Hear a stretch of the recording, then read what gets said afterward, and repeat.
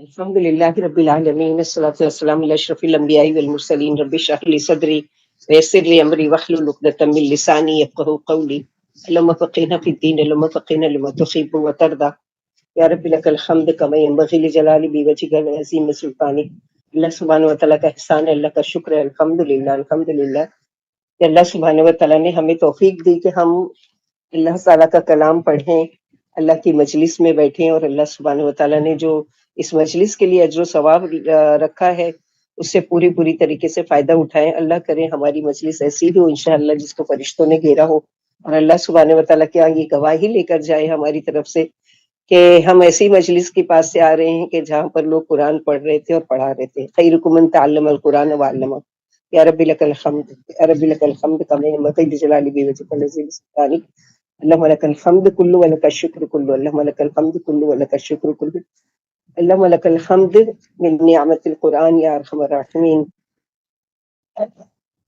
اور شروع کرتے ہیں 11واں پارہ اللہ تعالیٰ کے اذن سے، اللہ کے فضل و کرم سے الحمدللہ۔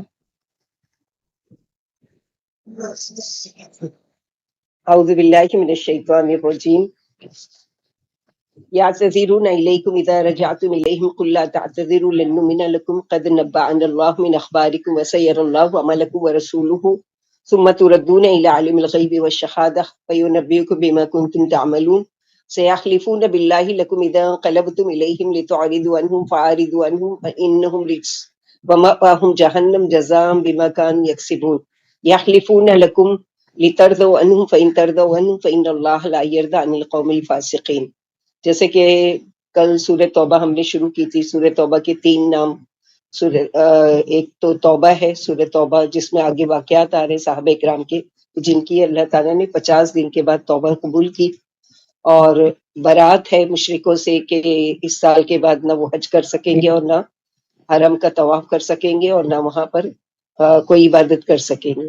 اور سورہ فاتحہ، فاتحہ یعنی کیا ہے کہ منافقین کی جو بھی خصلتیں تھی، جو بھی برائیاں تھی، اس کو اللہ تعالیٰ نے کھول کھول کر بیان کی۔ تو یہاں پر بھی وہی چیز کنٹینیو ہو رہی ہے کہ جنگ تبوک سے جب آپ صلی اللہ علیہ وسلم واپس آئے تو آپ صلی اللہ علیہ وسلم کو بتایا جا رہا ہے جب تم ان کے پاس پہنچو گے، یعنی تبوک کے پاس کے بعد جب تم پہنچو گے تو یہ تم سے بہانے کریں گے منافقین، آپ فرما دیجئے کہ تم بہانے نہ تراشو، ہم کبھی تمہاری بات کا یقین نہیں کریں گے، اللہ نے تمہارے حالات سے ہمیں مطلع فرما دیا ہے، ان قریب اللہ اور اس کا رسول تمہارے عمل دیکھ لیں گے، پھر تم اس کی طرف لوٹ کر جاؤ گے جو چھپے کھلے ہر حال کا جاننے والے ہیں، پھر تمہیں تمہارے عملوں کی خبر دے دیں گے۔ جب تم ان کے پاس جاؤ گے تو وہ تمہارے سامنے قسمیں کھا کھا کر عذر کریں گے تاکہ تم ان سے درگزر کرو، لہٰذا تم ان سے اعراض کرو، یہ بالکل ناپاک ہیں اور ان کا ٹھکانہ جہنم ہے، جو ان کی کمائیوں کا بدلہ ہے، یہ تم کو راضی کرنے کے لیے تمہارے سامنے قسمیں کھا جائیں گے، پھر اگر تم ان سے راضی ہو بھی جاؤ تو اللہ ایسے نافرمانوں سے راضی نہیں ہوں گے۔ یعنی منافقین قسمیں کھا کھا کر اس وجہ سے عذر کریں گے کہ تم ان سے درگزر کرو اور انہیں کچھ نہ کہو، لہٰذا انہیں حقیر سمجھ کر ان سے منہ پھیر لو کہ تم بات کرنے کے لائق ہی نہیں ہو، تمہارے دل گندے اور تمہارے عقیدے خراب ہے، اور آخرت میں تمہارا ٹھکانہ جہنم ہے جو تمہاری کمائیوں کا بدلہ ملے گا۔ تو یہاں پر ان مالدار منافقین کے بارے میں آیت ہے کہ ان کے پاس بظاہر کوئی عذر نہیں تھا، تو آپ صلی اللہ علیہ وسلم کو وحی کے ذریعے بتا دیا جا رہا ہے کہ آپ صلی اللہ علیہ وسلم جب مدینہ پہنچیں گے، لوٹیں گے، تو یہ آپ کے پاس قسمیں کھا کر معذرت کریں گے۔ جیسے کہ ہم لوگوں نے دوسرا پارہ جب شروع ہوا تھا تو جب قبلے کی تحویل قبلہ کا کیا حکم آنے سے پہلے اللہ سبحانہ وتعالیٰ نے کیا وہاں کہا، سیقول السفہاء ما ولاھم عن قبلتہم التی کانوا علیہا، کہ عنقریب تم سے کہیں گے یہ لوگ۔ تو اللہ سبحانہ وتعالیٰ کی زبردست کہ ابھی آپ صلی اللہ علیہ وسلم تبوک کے جنگ سے واپس لوٹے نہیں ہیں، لیکن اللہ سبحانہ وتعالیٰ کو پتہ ہے کہ یہ کیا کریں گے اور آ کر کیا کہیں گے۔ یاد رہے اسلام کی سب سے پہلی جنگ جنگ بدر ہوئی جو سن 2 ہجری میں، اور سب سے آخری جنگ ہوئی جو جنگ تبوک۔ اب یہاں پر اللہ سبحانہ وتعالیٰ جو بتا رہے ہیں، تو جب کوئی انسان کسی برائی کا ارتکاب کرتا ہے تو اس کے بعد اس کی 3 حالتوں میں سے ایک حالت، یعنی کسی سے کوئی گناہ ہوا، اب وہ 3 حالتوں میں سے ایک حالت میں ہوتا ہے۔ نمبر 1، ظاہر اور باطن میں اس کی بات اور عذر کو قبول کیا جائے اور اس کی بنا پر اس کو معاف کر دیا جائے، یعنی اس نے جان بوجھ کر کوئی کام نہیں کیا، اسے غلطی ہو گئی اور اب وہ عذر کر رہا ہے، تو اس کے ایسے عذر کو قبول کیا جائے اور اس کی غلطی کو معاف کر دیا جائے۔ نمبر 2، معذرت قبول نہ کی جائے اور اس کو سزا دی جائے، یعنی سخت ہے وہ، یعنی اس نے جان بوجھ کر یہ غلطی کی ہے تو اس کو سزا ملے گی اور اس کو معافی نہیں ملے گی، کیونکہ اس نے جان بوجھ کر یہ غلطی کی ہے۔ ایک انجانے میں ہو گیا اور ایک جان بوجھ کر۔ تیسری کیٹیگری کے لوگ ایسے ہوتے ہیں کہ گناہ کرنے والے کے گناہ سے اعراض برتا جائے اور کسی طرح کی سزا نہیں دی جائے۔ یعنی ہوتا ہے نا کہ اتنی ناراضگی کہ جاؤ بات بھی نہیں کریں گے، نہ تمہارے لیے سزا ہے نہ کچھ ہے، تمہارے سے بالکل بائیکاٹ۔ تو یہاں پر منافقین سے یہی تیسرا رویہ اختیار کرنے کو کہا جا رہا ہے کہ منافقت کیا ہے؟ کہ نجاست کی علامت ہے۔ تو یہاں پر اسی کے لیے بتایا گیا کہ آپ جب پہنچو گے تو آپ کے پہنچنے سے پہنچتے ہی یہ کیا کریں گے؟ آ جائیں گے، کیونکہ ان کو ڈر تھا نا کہ اگر ہم یہ اقرار کر لیتے ہیں کہ ہم منافق ہیں، یعنی مسلمان نہیں ہیں، تو ہم کو مدینے سے نکال دیا جائے گا یا ہم سے جنگ کی جائے گی۔ تو یہ بن کر بھی رہنا چاہتے تھے اور تھے بھی نہیں مسلمان۔ الاعراب اشد کفرا ونفاقا واجدر الا يعلموا حدود ما انزل اللہ علی رسولہ واللہ علیم حکیم۔ ومن الاعراب من يتخذ ما ينفق مغرما ويتربص بكم الدوائر علیہم دائرۃ السوء واللہ سمیع علیم۔ ومن الاعراب من يؤمن بالله واليوم الاخر ويتخذ ما ينفق قربات عند الله وصلوات الرسول الا انها قربۃ لهم سيدخلهم الله في رحمته ان الله غفور رحیم۔ دیہاتی کفر و نفاق میں کٹر ہوتے ہیں اور اللہ نے اپنے رسول پر جو حقیں اتاری ہیں انہیں سمجھنے کے یہ اہل ہی نہیں ہوتے، اور اللہ بڑے علم والے اور بڑی حکمت والے۔ بعض دیہاتی ایسے بھی ہیں جو اللہ کی راہ میں خرچ کرنے کو اپنے اوپر ایک بوجھ سمجھتے ہیں اور تمہارے لیے گردشوں کے منتظر رہتے کہ کوئی مصیبت آئے تم اس میں بزی رہو تاکہ ہم سے نہ مال مانگو اور نہ وہ کرو۔ تو انہی پر برا وقت آنے والا ہے اور اللہ خوب سننے اور خوب جاننے والے ہیں۔ بعض دیہاتی وہ ہے جن کا اللہ پر اور آخرت کے دن پر ایمان ہے اور اللہ کی راہ میں خرچ کو اس کی نزدیکی کا ذریعہ جانتے ہیں، اور رسول صلی اللہ علیہ وسلم کی دعاؤں کا ذریعہ بھی۔ اچھی طرح سے سن لو، واقعی یہ خرچ ان کے لیے اللہ کی نزدیکی کا ذریعہ ہے اور اللہ انہیں جلد ہی اپنی رحمت میں داخل کرنے والے ہیں۔ واقعی اللہ بڑی ہی معاف کرنے والے ہیں۔ ایک دیہاتی نے نبی صلی اللہ علیہ وسلم کو کچھ ہدیہ دیا، جب آپ صلی اللہ علیہ وسلم نے اس سے بھی کئی گنا زیادہ دیا تب وہ راضی ہوا، یعنی اس کے بدلے میں کچھ نہیں، زیادہ چاہیے۔ آپ صلی اللہ علیہ وسلم نے فرمایا اب میں نے یہ ارادہ کر لیا ہے کہ ہدیہ قرشی یا ثقفی یا انصاری یا دوسی ہی کا قبول کروں گا، کیونکہ یہ لوگ شہری تھے، مکہ، طائف، مدینے اور یمن میں رہتے تھے اور بنسبت دیہاتیوں کے اچھے اخلاق والے تھے۔ دیہاتیوں کے مزاجوں میں عموماً سختی، بے رحمی اور اکڑ پن ہوتا ہے، جیسے کہ عائشہ رضی اللہ تعالیٰ عنہ فرماتی ہے ایک دفعہ اللہ کے رسول صلی اللہ علیہ وسلم کے پاس کچھ دیہاتی آئے اور پوچھنے لگے کیا تم اپنے بچوں کو پیار کرتے ہو؟ لوگوں نے کہا ہاں۔ بولے ہم تو نہیں کرتے۔ آپ نے فرمایا کہ اگر اللہ نے تمہارے دلوں سے محبت نکال دی ہے تو میں کیا کر سکتا ہوں؟ یعنی سخت مزاج ہوتے ہیں، کیونکہ ایسے ماحول میں ہوتے ہیں کہ جہاں پر یعنی پہاڑوں کے بیچ میں اور اس میں تو ان کے مزاج میں بھی اس چیز کے وہاں کی وہ آ جاتی ہے۔ لیکن بعض دیہاتی اللہ پر اور آخرت پر ایمان رکھتے ہیں اور اللہ کی راہ میں جو کچھ خرچ کرتے ہیں اسے اللہ کے قرب کا ذریعہ سمجھتے ہیں اور اپنے محبوب ہر دل عزیز پیغمبر کی نیک دعائیں لیتے ہیں، لہٰذا انہیں اللہ کی نزدیکی بھی حاصل ہو جاتی ہے اور رسول اللہ صلی اللہ علیہ وسلم کی دعائیں بھی۔ عنقریب رب انہیں اپنی رحمت والی جنت میں داخل فرمائیں گے اور اپنی وسیع رحمت سے ان کے گناہ معاف کر دیں گے۔ تو یہاں جو بتایا گیا کہ اللہ کا قرب چاہتے ہیں تو ایمان کے بعد انفاق فی سبیل اللہ، یعنی اللہ کی راہ میں خوب خرچ کرنا ہے۔ تو اللہ سبحانہ و تعالیٰ نے ایسے لوگوں کی تعریف کی ہے جو اللہ کی راہ میں اپنے مال کو خرچ کرتے ہیں۔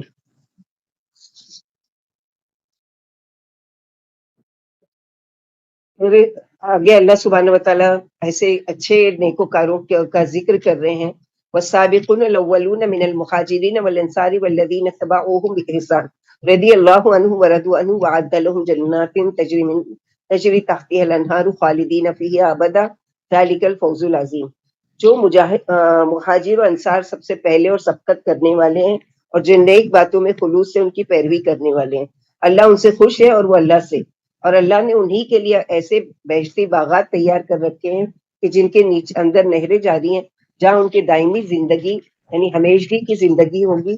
یہی سب سے اعلیٰ درجے کی کامرانی ہے۔ تو یہاں مہاجر و انصار کی فضیلت بتائی گئی کہ پہلے پہلے مسلمان ہونے والے اور اللہ کی راہ میں ہجرت کرنے والے، اور انصار جنہوں نے یعنی صحابہ کرام کو آپ صلی اللہ علیہ وسلم کو یعنی پناہ بھی دی، ٹھکانہ بھی دیا، اور آپ کی ہر طرح سے مدد کی، اور جو اللہ کے رسول صلی اللہ علیہ وسلم کے بعد سب سے بڑھ کر سب سے بہتر اور سب سے بلند مقامات کے مالک تھے، یعنی صدیق اکبر اور فاروق اعظم، اور خصوصاً صدیق اکبر کو جن سے بڑھ کر کوئی بھی صحابی نہیں تھے۔ رافضیوں کا ایک بد اخلاق فرقہ افضل ترین صحابہ کا دشمن ہے۔ رافضی یہ شیعہ لوگوں میں سے انہیں بری نگاہوں سے دیکھتے ہیں، ان کی شان میں گستاخی اور بد اخلاقیوں سے پیش آتے ہیں، جس سے معلوم ہوتا ہے کہ ان کی ذہنیتیں کتنی بگڑی ہوئی ہیں، ان کے دل اندھے ہیں۔ یعنی آپ صلی اللہ علیہ وسلم نے کیا کہا کہ میرے صحابہ کو برا بھلا مت کہو، کیونکہ ان لوگوں نے جو کچھ میرے ساتھ کیا ہے، تم زمین بھر کر اگر سونا بھی خرچ کرو تو تم ان کے اس پہ یعنی ان کے درجے پر نہیں پہنچ سکتے۔ وَمِن مَّنْ حَوْلَكُم مِّنَ الْأَعْرَابِ مُنَافِقُونَ وَمِنْ أَهْلِ الْمَدِينَةِ مَرَدُوا عَلَى النِّفَاقِ لَا تَعْلَمُهُمْ نَحْنُ نَعْلَمُهُمْ سَنُعَذِّبُهُمْ مَرَّتَيْنِ ثُمَّ يُرَدُّونَ إِلَىٰ عَذَابٍ عَظِيمٍ۔ اور تمہارے ارد گرد دیہاتیوں میں منافق ہیں، اور مدینہ والوں میں بھی یہ لوگ نفاق پر جمے ہوئے ہیں، اور آپ کو ان کا علم ہی نہیں ہے۔ جانتے ہیں ہم انہیں 2 بار جلد ہی سزا دیں گے، پھر وہ ایک بڑے عذاب کی طرف لوٹائے جائیں گے۔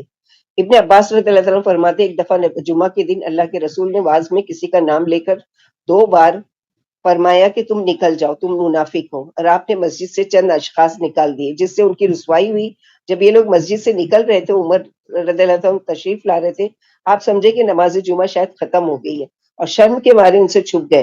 انہوں نے یہ سمجھا کہ عمر رضی اللہ عنہ کو بھی ہمارا حال معلوم ہو گیا ہے، اس لیے یہ بھی شرم کے مارے ان سے کترا گئے۔ پھر عمر رضی اللہ عنہ مسجد میں آئے تو ابھی جمعہ کی نماز نہیں ہوئی تھی۔ آپ سے ایک مسلمان نے کہا عمر خوش ہو جاؤ، آج اللہ نے منافقوں کو ذلیل کر دیا۔ ابن عباس فرماتے ہیں کہ مسجد سے ذلت کے ساتھ نکالا جانا پہلا عذاب تھا، اور دوسرا عذاب ان کو قبر میں ہوگا، اور سب سے بھی بڑا عذاب جو ہوگا ان کو وہ جہنم میں جو من درکل اسفل من النار، سب سے نچلے درجے میں ہوں گے۔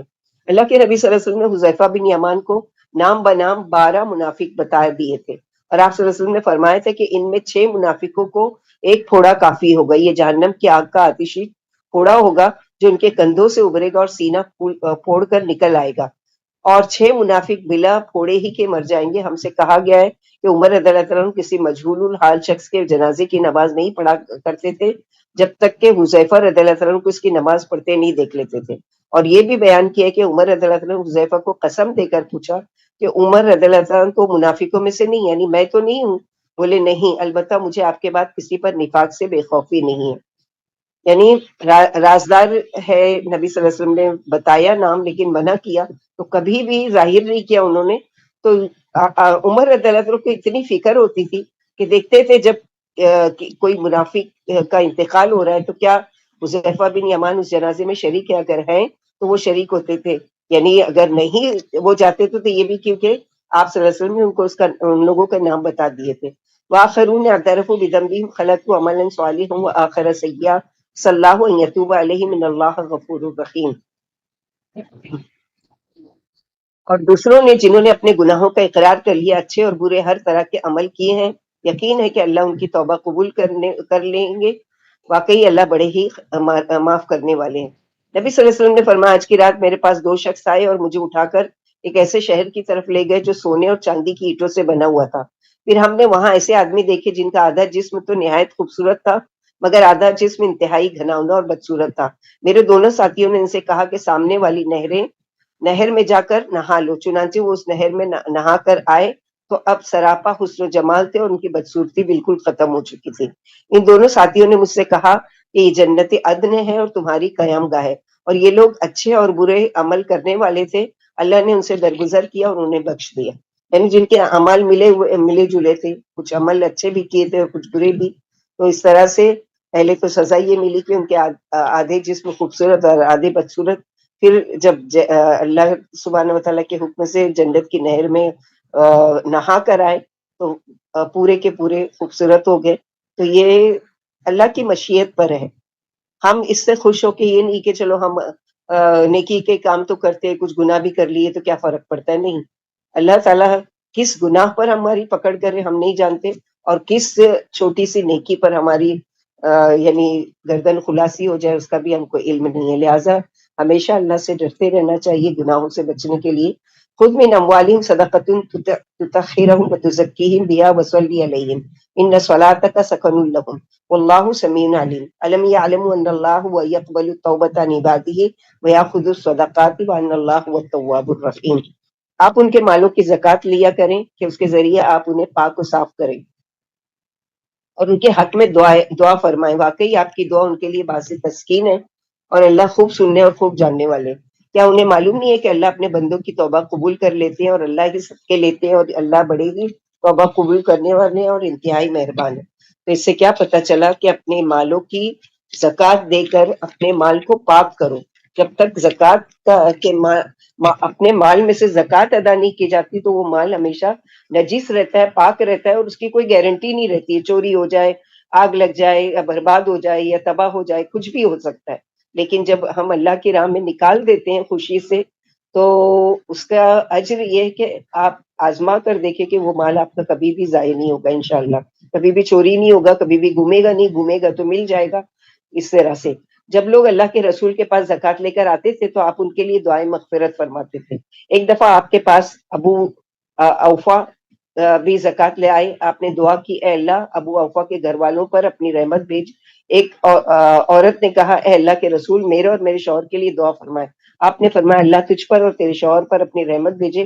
پھر فرمایا کہ آپ کی دعائیں ایمان والوں کے لیے رحمت و برکت ہے اور باعث عزت و افتخار ہے. اللہ آپ کی دعاؤں کو سننے والے اور خوب جانتے ہیں کہ آپ کی دعاؤں کا کون حقدار ہے اور کون نہیں. جب نبی صلی اللہ علیہ وسلم کسی شخص کے بارے میں دعا فرماتے تھے اس کی برکتیں اس میں، اس کی اولاد میں اور اولاد کی اولاد میں ظاہر ہوتی تھی. اس آیت میں توبہ کی اور صدقہ و خیرات کی ترغیب ہے. توبہ اور صدقہ گناہ مٹا دیتے ہیں. اللہ نے بتایا کہ جو شخص سچے دل سے توبہ کرتا ہے اللہ اپنی رحمت سے اس پر متوجہ ہو جاتے ہیں، اور جو اپنی پاک و حلال کمائی سے خیرات کرتے ہیں اللہ اسے اپنے سیدھے ہاتھ میں لے کر قبول فرماتے ہیں اور اس کی اس طرح پرورش کرتے ہیں جیسے کوئی اپنے جانور کے بچے کی پرورش کرتا ہے، یہاں تک کہ کھجور بھی بہت پہاڑ جیسی ہو جاتی ہے. اللہ کے رسول صلی اللہ علیہ وسلم نے فرمایا کہ اللہ صدقہ قبول کرتے ہیں اور اپنے سیدھے ہاتھ میں لے لیتے ہیں، پھر اس کی اس طرح پرورش کرتے ہیں جیسے کوئی جانور کے بچے کی کرتا ہے، یہاں تک کہ کھجور عہد کے پہاڑ جیسی ہو جاتی ہے. وَقُلْ اعْمَلُوا فَسَيَرَى اللَّهُ عَمَلَكُمْ وَرَسُولُهُ وَالْمُؤْمِنُونَ وَسَتُرَدُّونَ إِلَىٰ عَالِمِ الْغَيْبِ وَالشَّهَادَةِ فَيُنَبِّئُكُم بِمَا كُنتُمْ تَعْمَلُونَ. آپ فرما دیجئے کہ تم عمل کرتے رہو، تمہارے عمل اللہ جلد ہی دیکھ لیں گے اور اس کا رسول بھی اور ایمان والے بھی، اور تم جلد ہی اس کی طرف لوٹا دیے جاؤ گے جو چھپی کھلی ہر چیز کو جاننے والے ہیں، پھر وہ تمہیں تمہارے کرتوتوں سے آگاہ کر دیں گے. عائشہ صدیقہ قول ہے جب تمہیں کسی کے عمل اچھے معلوم ہو تو تم اس سے کہہ دو عمل کیے جاؤ، جلد ہی اللہ کا رسول صلی اللہ علیہ وسلم اور تمام ایمان والے تمہارے عمل دیکھ لیں گے. نبی صلی اللہ علیہ وسلم نے فرمایا کسی کے عملوں سے دھوکہ نہ کھاؤ جب تک کہ اس کا سب سے پچھلا عمل نہ دیکھ لو جس پر اس کا خاتمہ ہوا. یعنی جس چیز پر اس کا خاتمہ ہوا اس عمل کو دیکھ کر تم اس کو نیکوکار یا بدکار کہہ سکتے ہو، کیونکہ ایک عمل کرنے والا ایک زمانے تک یا ایک مدت تک ایسے نیک عمل کرتا رہتا ہے، اگر انہی پر خاتمہ ہو جاتا تو ضرور جنتی ہوتا، مگر پھر وہ برے عمل کرنے لگتا ہے اور انہی پر خاتمہ ہو جاتا ہے. اسی طرح انسان ایک زمانے تک یا ایک مدت تک ایسے برے عمل کرتا رہتا ہے، اگر انہی پر اس کا خاتمہ ہو جاتا تو ضرور جہنمی ہوتا، مگر پھر نیک عمل کرنے لگتا ہے اور انہی پر اس کا خاتمہ ہو جاتا ہے. جب اللہ کسی کے ساتھ بھلائی کا ارادہ فرماتے ہیں تو اسے مرنے سے پہلے اچھے عملوں میں مصروف فرما دیتے ہیں، نیک عملوں کی توفیق دے دیتے ہیں اور انہی پر اس کی روح قبض کر لی جاتی ہے. اللہم اجعلنا منہم. اللہ تعالیٰ جب ہم اللہ سے ملاقات کریں تو اس حال میں کہ اللہ تعالیٰ ہمیں نیک عملوں کی توفیق دے اس میں مصروف رہیں اور اسی حال میں کلمہ طیبہ کے ساتھ اللہ سبحانہ و تعالیٰ سے ملاقات کریں. آمین یا ارحم الراحمین. وآخرون مرجون لامر اللہ اما یعذبہم واما یتوب علیہم واللہ علیم حکیم. اور دوسرے وہ ہیں جن کا معاملہ ابھی طے نہیں ہوا بلکہ اللہ کے حکم پر موقوف ہے، خواہ اللہ انہیں سزا دے یا معاف فرما دے، اور اللہ خوب جاننے والے اور بڑی حکمت والے. تو جنگ تبوک جب ہوئی تو تین کیٹیگری میں لوگ بٹ گئے. ایک تو صحابہ کرام جان اور مال اور اپنی ساری صلاحیتوں کے ساتھ ساری چیزوں کے ساتھ اللہ کے رسول صلی اللہ علیہ وسلم کے ساتھ جنگ میں شریک ہوئے. دوسرے قسم کے تھے منافقین جو ہیلے بہانے کر کے قسمیں کھا کے اور جھوٹے بہانے کر کے رک گئے مدینے میں. تیسرے قسم کے کچھ صحابی تھے کہ جنہوں نے ارادہ کیا تھا کہ ہمارے پاس مال بھی ہے اور ہمارے پاس سواریاں بھی ہیں، اور ہم انشاءاللہ جلد ہی اللہ کے نبی صلی اللہ علیہ وسلم کے ساتھ جا کر مل لیں گے اور پہنچ جائیں گے۔ تھوڑی سی ان کی طرف سے کوتاہی ہوئی، سستی کاہلی ہوئی، تو ان جو منافقین تھے، سب سے پہلے والے کیٹیگری جو جنگ میں گئے، ان سے تو اللہ سبحانہ وتعالیٰ راضی ہو گئے اور خوش ہو گئے۔ دوسری کیٹیگری منافقین کی، ان کو بالکل بھی اگنور کرو، سزا ان کی یہ ہے کہ ان سے کوئی بھی تعلق نہ رکھا جائے۔ تیسری کیٹیگری کے جو تھے، جو سستی کی وجہ سے رہ گئے، ان میں 3 صحابی تھے، مرارہ بن ربیعہ، کعب بن مالک اور ہلال بن امیہ۔ ان لوگوں کا کیا تھا کہ سستی کی وجہ سے اس جنگ میں شامل نہیں ہو سکے، اور لوگوں نے ایسا نہیں ہے کہ نفاق تھا یا وہ مسلمان نہیں تھے، لیکن ان کو ایسا تھا کہ یعنی ہم چلے جائیں گے، ایک ہوتا ہے نا کوئی کام فوراً ہی لبیک کہہ کر شامل ہو جانا، اور ایک ہوتا ہے کہ سستی کاہلی، ہاں ابھی کر لیں گے، جب بھی کر لیں گے۔ تو یاد رکھے سستی کاہلی اتنا بڑا یعنی گناہ ہے کہ جس کی وجہ سے اللہ تعالیٰ اس سے نیکی کی توفیقی چھین لیتے ہیں۔ تو یہاں پر بھی یہ سوچتے ہی رہ گئے، اور یہاں تک کہ تبوک سے آپ صلی اللہ علیہ وسلم واپس بھی آ گئے۔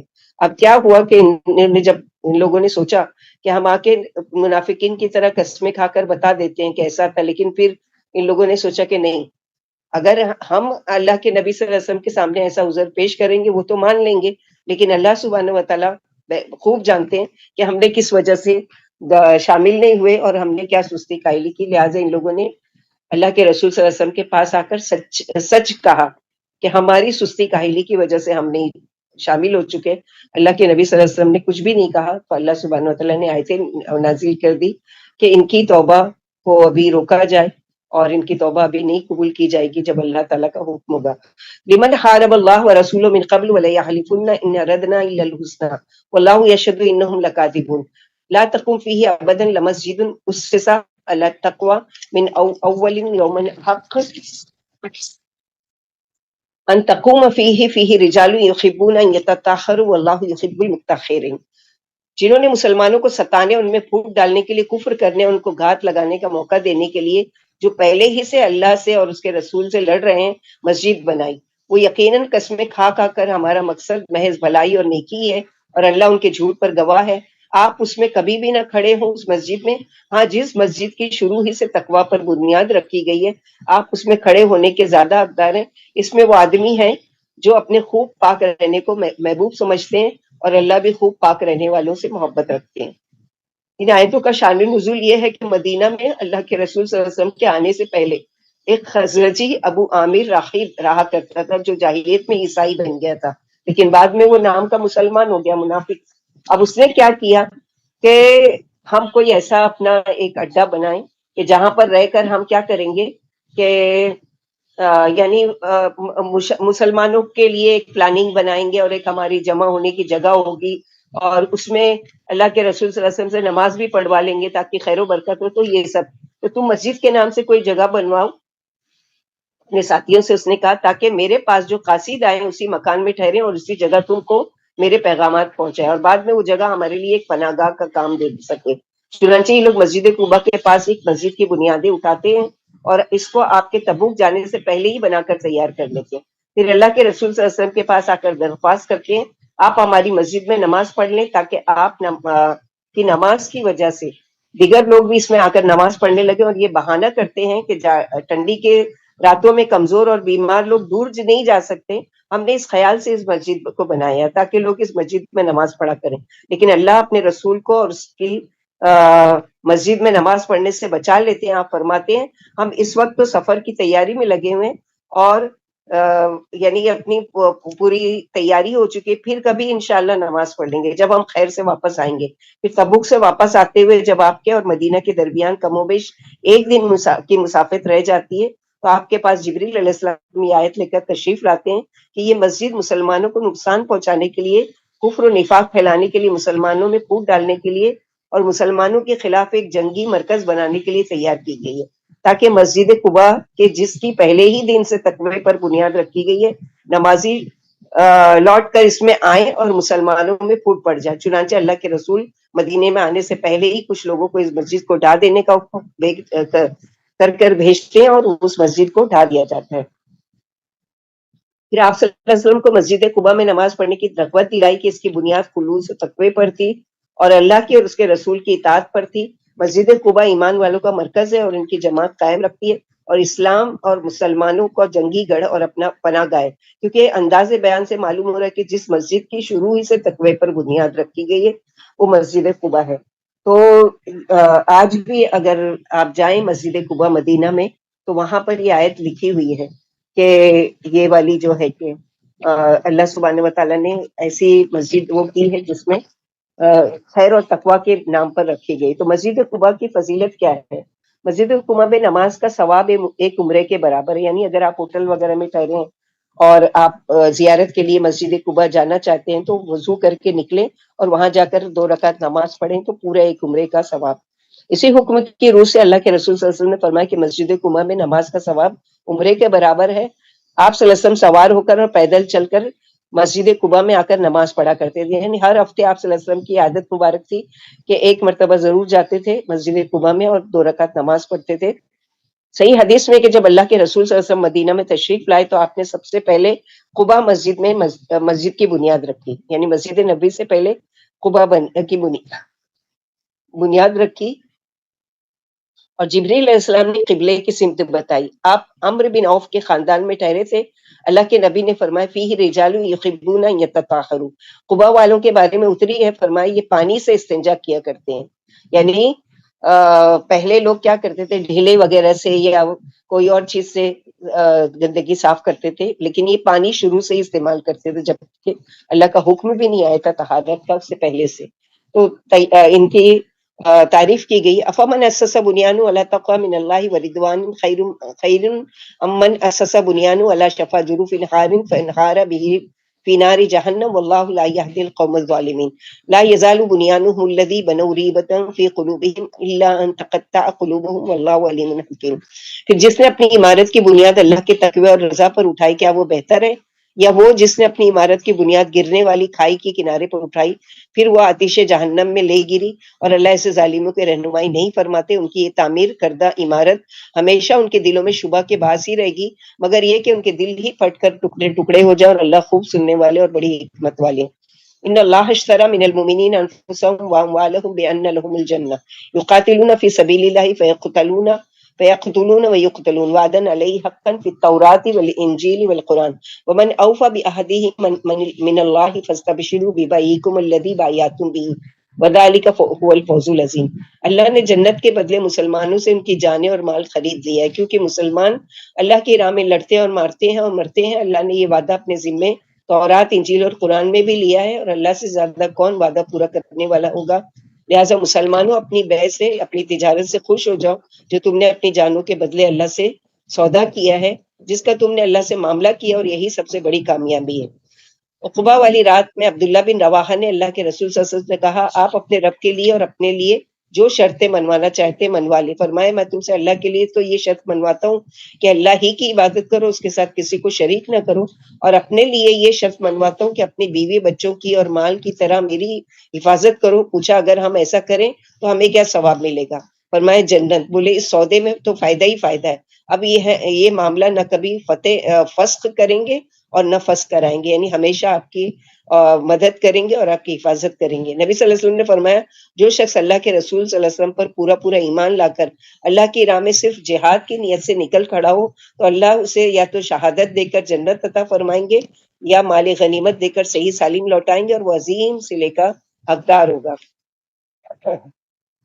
تو یہ اللہ سبحانہ وتعالیٰ نے صرف اس میں نہیں ہے، بلکہ اللہ سبحانہ وتعالیٰ نے اس میں یعنی کس بنا پر یہ لوگ اتنا بڑا اپنی جان کا مال کا سودا کرتے تھے، کیونکہ اللہ کے نبی صلی اللہ علیہ وسلم سے قرآن سن رہے ہیں، اس کی سعادتوں کے جنت کی نعمتوں اور خوبیوں کا بیان کرنا اس دنیا میں انہیں سمجھنا حتیٰ کہ ان کا تصور کرنا بھی ممکن نہیں ہے۔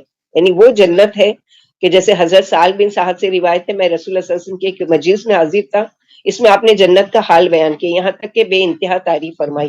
آخر میں فرمایا جنت میں ایسی ایسی نعمتیں ہیں جنہیں کسی آنکھ نے نہ دیکھا، نہ کسی کان نے سنا، نہ ان کی تعریف سنی، نہ ہی اس کا تصور کسی آدمی کے دل میں پیدا ہو سکتا ہے۔ پھر آپ صلی اللہ علیہ وسلم نے یہ آیت تلاوت فرمائی، یہ جنت ان لوگوں کے لیے جن کے پہلو بستروں سے، جیسے سورہ سجدہ میں پڑھتے ہیں تتجافی جنوبہم عن المضاجع، جنت میں چھڑی جنت میں چھڑی برابر جگہ دنیا اور اس میں موجود تمام نعمتوں سے افضل ہے. جنت میں کمان برابر جگہ دنیا کی ہر اس چیز سے بہتر ہے جس پر سورج طلوع ہوتا ہے. جنت کی نعمتوں میں سے کوئی ایک نعمت ناخن کے برابر بھی اس دنیا میں ظاہر ہو جائے تو زمین و آسمان روشن ہو جائے. جنت میں موت ہوتی تو جنتی لوگ جنت کی نعمتوں کو دیکھ کر خوشی سے مر جاتے. جنت کی خوشبو 40 سال کی مسافت سے آئے گی. جنت کی تمام اشیاء دنیا کی تمام چیزوں سے اعلیٰ اور افضل، صرف نام ایک جیسے ہوں گے. ساری زندگی دکھوں اور مصیبتوں میں بسر کرنے والا شخص جنت کی ایک جھلک دیکھتے ہی دنیا کے سارے دکھ اور غم بھول جائے گا. تو دنیا میں اگر کوئی تکلیف اٹھا رہا ہے تو یہ نہ سوچے کہ اس کی تکلیف مصیبت ہمیشہ رہے گی، بلکہ جب اللہ سبحانہ و تعالیٰ اس کو جنت کا میں داخل کریں گے تو وہ ساری تکلیف پریشانی بھول جائے گا. جنت کی نعمتیں اور درجات دیکھنے کے بعد اہل جنت کی حسرت ہوگی. حضرت معاذ رضی اللہ عنہ کہتے ہیں نبی صلی اللہ علیہ وسلم نے فرمایا اہل جنت کو کسی چیز پر اتنی حسرت نہیں ہوگی جتنی اس لمحے پر جو دنیا میں اللہ کی یاد کی بغیر، یعنی وہ پچھتائے گا کہ میرے رب نے مجھے تھوڑی سی میری نیکی کے بدلے اتنے مجھے اجر و ثواب دیے. تو افسوس کرے گا کہ کاش یعنی میرا وہ لمحہ کیوں اللہ کی نافرمانی میں گزرا، یا کیوں اللہ سبحانہ و تعالیٰ کی یعنی اس میں یعنی یاد کے بغیر گزرا. ابو ہریرہ رضی اللہ عنہ سے روایت ہے کہ کسی شخص کو اس کا عمل جنت میں داخل نہیں کرا سکتا. سب کے سب اللہ کے فضل سے جنت میں داخل ہوں گے. اللہ کے فضل، خالص نیت اور عمل میں پختگی. اللہ کا فضل حاصل کرنے کا ذریعہ کیا ہے کہ خالص نیت، ہر نیکی کے خیر کے کام میں ہر کام اس نیت کے ساتھ کہ یہ میں اللہ سبحانہ و تعالیٰ کی رضا کے لیے کر رہی ہوں. اور پھر عمل میں پختگی یعنی ہمیشگی. ابو رفیم سے روایت ہے کہ آپ صلی اللہ علیہ وسلم نے فرمایا میرا رب ہنستے ہیں کہ میرا بندہ مایوسی اور تک پہنچ جاتا ہے. یعنی کوئی چیز کے بارے میں اگر اس کو کچھ وہ ہوتا ہے تو پتہ نہیں میرا حال کیا ہوگا اور کیسے میں گناہ گار ہوں، یہ ہوں. آگے کی آیت التائبون العابدون الحامدون السائحون الراکعون الساجدون الامرون بالمعروف والناہون عن المنکر والحافظون لحدود اللہ وبشر المؤمنین. مومنوں کی 6 صفات بیان کی گئی ہیں. مسلمان وہ ہوتے ہیں جو توبہ کرنے والے اور عبادت کرنے والے ہیں، اللہ کی حمد کرنے والے ہیں، روزے رکھنے والے ہیں، رکوع اور سجدے کرنے والے ہیں، اچھی باتوں کی ترغیب دینے والے اور بری باتوں سے روکنے والے ہیں، اور اللہ کی حدوں کی حفاظت کرنے والے ہیں. آپ مومنوں کو بشارت سنا دیں. تو شروع کی 6 جو صفتیں ہیں وہ خالص مومنوں کے لیے ہیں کہ بہت زیادہ اللہ سے یعنی ذرا سا بھی گناہ ہو جاتا ہے، جیسے سورہ آل عمران میں پڑھ چکے کہ جب ان سے کوئی گناہ ہوتا ہے تو فوراً اللہ کی طرف پلٹتے ہوتے اور یہ سوچ کے ساتھ کہ وَمَن يَغْفِرُ الذُّنُوبَ إِلَّا اللَّهُ وَلَمْ يُصِرُّوا عَلَىٰ مَا فَعَلُوا، یعنی اس پر اڑے نہیں رہتے، بلکہ کیا ہوتے ہیں ذرا سا گناہ ہوا فوراً توبہ، یا رب مجھ سے غلطی ہو گئی مجھے معاف کر دیجیے. اور بہت زیادہ اللہ کی عبادت کرنے والے، اللہ کی حمد کرنے والے ہیں، روزے رکھنے والے اور رکوع اور سجدے کرنے والے. اب یہ 6 صفتیں تو ایک اچھے نیک اس کی ہے. اور وسائحون سے مراد ہے سیاحت سے، سیاحت سے روزے مراد ہیں. جب اس بارے میں نبی صلی اللہ علیہ وسلم سے پوچھا گیا تو فرمایا اس سے روزے دار مراد ہیں. سیاحت سے جنگلوں میں نکل جانا اور پہاڑوں کی چوٹیوں پر یا غاروں میں یا بنوں میں عبادت کرنا مراد نہیں ہے، جیسا کہ بعض قاصر التقویم یعنی صوفیہ وغیرہ کرتے ہیں، کیونکہ اسلام کا مزاج یہ معنی قبول نہیں کرتا. البتہ دینی فتنوں اور دینی بے کسی کے زمانے میں آبادی سے الگ ہو کر اللہ کی عبادت کرنے کا ثبوت ملتا ہے. چنانچہ نبی صلی اللہ علیہ وسلم نے فرمایا انسان کا بہترین مال بکریاں ہوں گی جنہیں لے کر وہ 2 پہاڑوں پر اور جنگلوں میں چلا جائے گا اور فتنے سے بچنے کے لیے دین کی حفاظت کے لیے شہروں سے دور ہو جائے گا. اسی طرح رکوع اور سجدوں سے نماز مراد ہے، یعنی وہ نمازوں کے پابند ہوتے ہیں، ان سے اللہ کی مخلوق کو بھی فیض پہنچتا ہے کہ وہ انہیں اللہ کی اطاعت کا شوق دلاتے ہیں. تو 6 صفتیں مومنوں کی.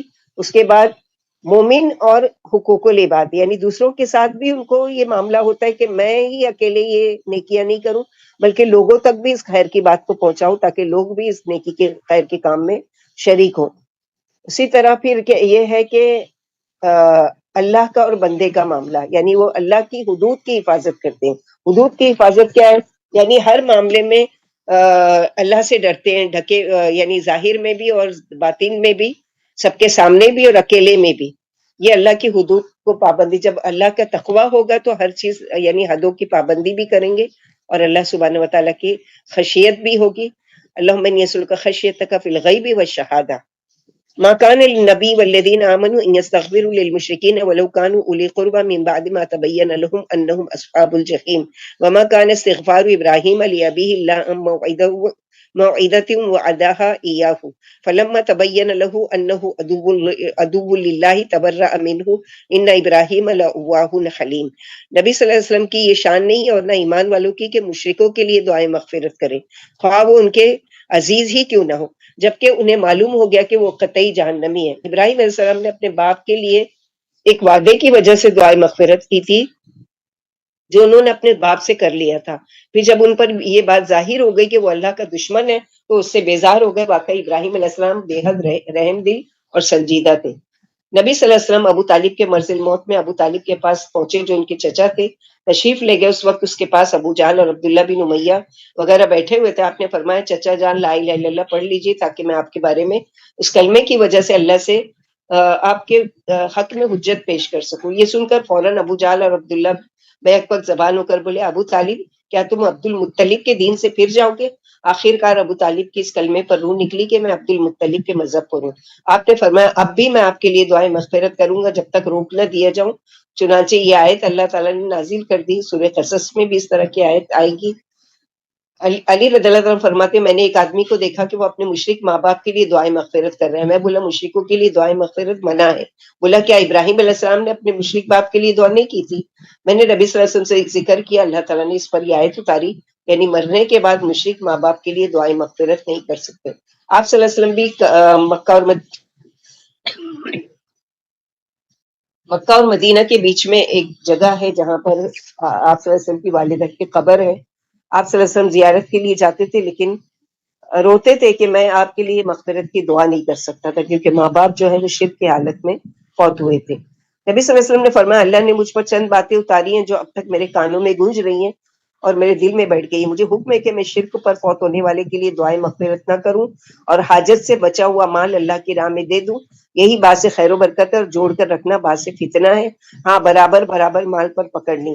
پھر فرمایا ابراہیم علیہ السلام زندگی میں تو اپنے باپ کی ہدایت کے لیے دعا مانگتے رہے لیکن جب وہ مر گیا اور آپ پر یہ بات بھول گئی کہ وہ اللہ کا دشمن مشرک ہے تو آپ نے اس کے لیے دعا مانگنی چھوڑ دی، یعنی نہیں دعا مانگا کرتے تھے۔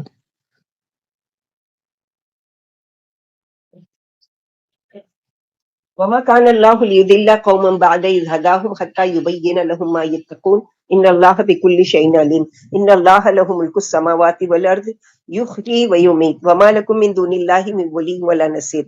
اللہ کی یہ شان نہیں ہے کہ وہ کسی قوم کو راہ پر لانے کے بعد گمراہ کر دے جب تک کہ ان کے سامنے وہ چیزیں نہ کھول دے جن سے انہیں بچنا ہے۔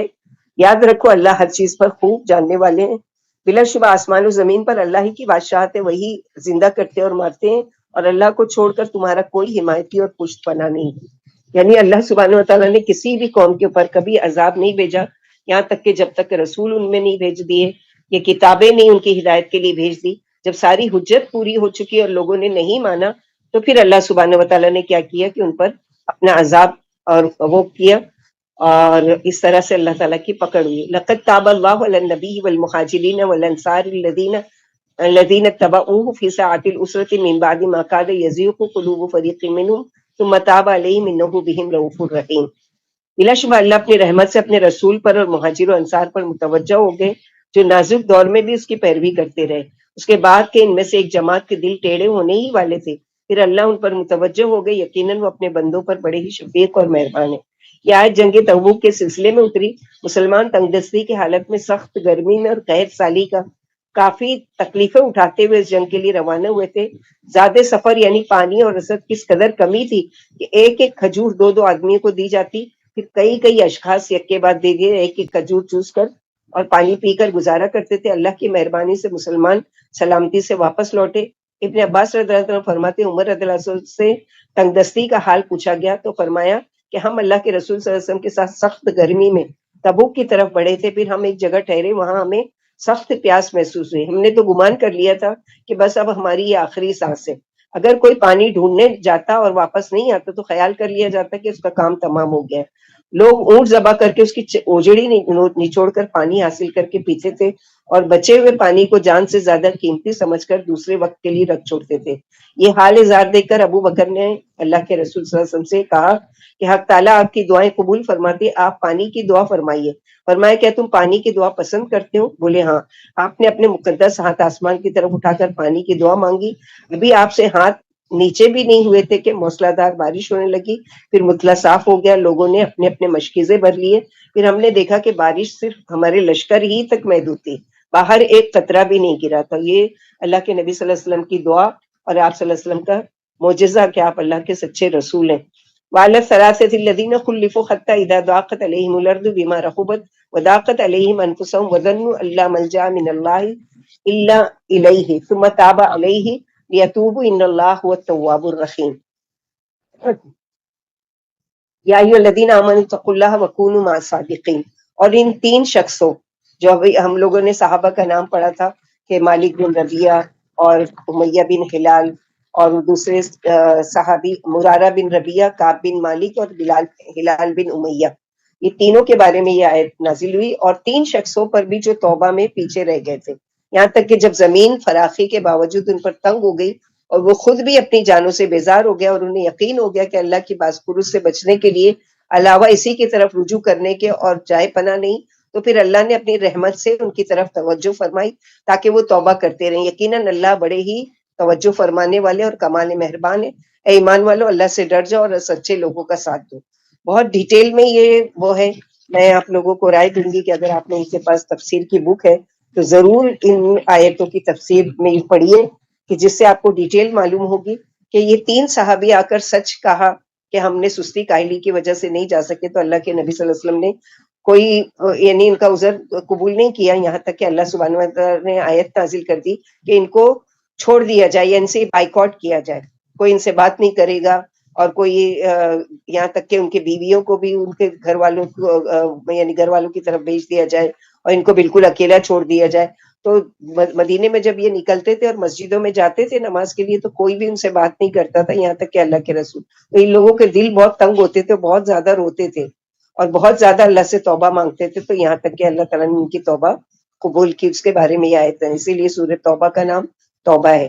ما كان لأهل المدينة ومن حولهم من الأعراب أن يتخلفوا عن رسول الله ولا يرغبوا بأنفسهم عن نفسه ذلك بأنهم لا يصيبهم ظمأ ولا نصب ولا مخمصة في سبيل الله ولا يطؤون موطئا يغيظ الكفار ولا ينالون من عدو نيلا إلا كتب لهم به عمل صالح إن الله لا يضيع أجر المحسنين۔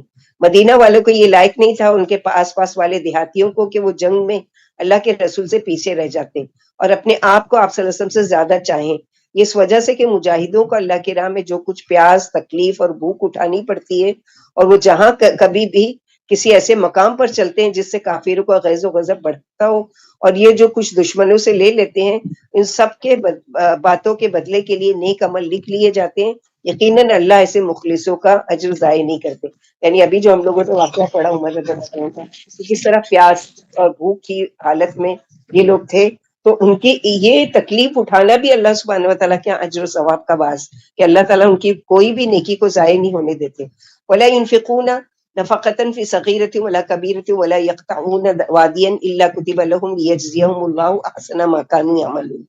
مجاہد تھوڑا بہت جو کچھ خرچ کر رہے ہیں اور جو منزلیں طے کر رہے ہیں، سب ان کے لیے لکھ لیا جاتا ہے تاکہ اللہ انہیں ان کے عملوں کا اچھے سے اچھا بدلہ دے۔ اس آیت سے عثمان رضی اللہ عنہ نے بہت فائدہ اٹھایا، کیونکہ آپ نے جنگ تبوک کے موقع پر بہت کچھ مال خرچ کیا اور بھاری رقم اللہ کی راہ میں دی۔ عبد الرحمن بن حباب سلمی فرماتے ہیں نبی صلی اللہ علیہ وسلم نے تبوک کی مہم پر روانہ ہونے سے پہلے ایک تقریر فرمائی اور اس میں مسلمانوں کو جنگ تبوک میں حصہ لینے کی رغبت دلائی۔ عثمان رضی اللہ عنہ نے فرمایا کہ 100 اونٹ ماں کجاووں، پالانوں اور رسیوں کے میرے ذمے ہیں۔ آپ نے پھر شوق دلایا، پھر عثمان رضی اللہ عنہ نے 100 اونٹ مزید ماں، پالانوں، کجاووں اور رسیوں کے یعنی پورا لدا ہوا سامان کے ساتھ۔ پھر آپ ممبر کی ایک سیڑھی سے نیچے اترے اور پھر مسلمانوں کو مالی امداد کا شوق دلایا۔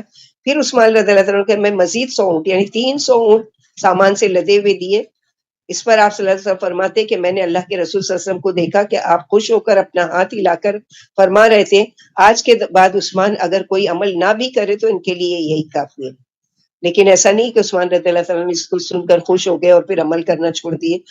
وہ تو اتنا روتے تھے قبر کے بارے میں، اگر کوئی ذکر آ جاتا یا قرآن میں کوئی آیت آ جاتی، اس قدر روتے تھے کہ ان کی داڑھی مبارک تر ہو جاتی تھی.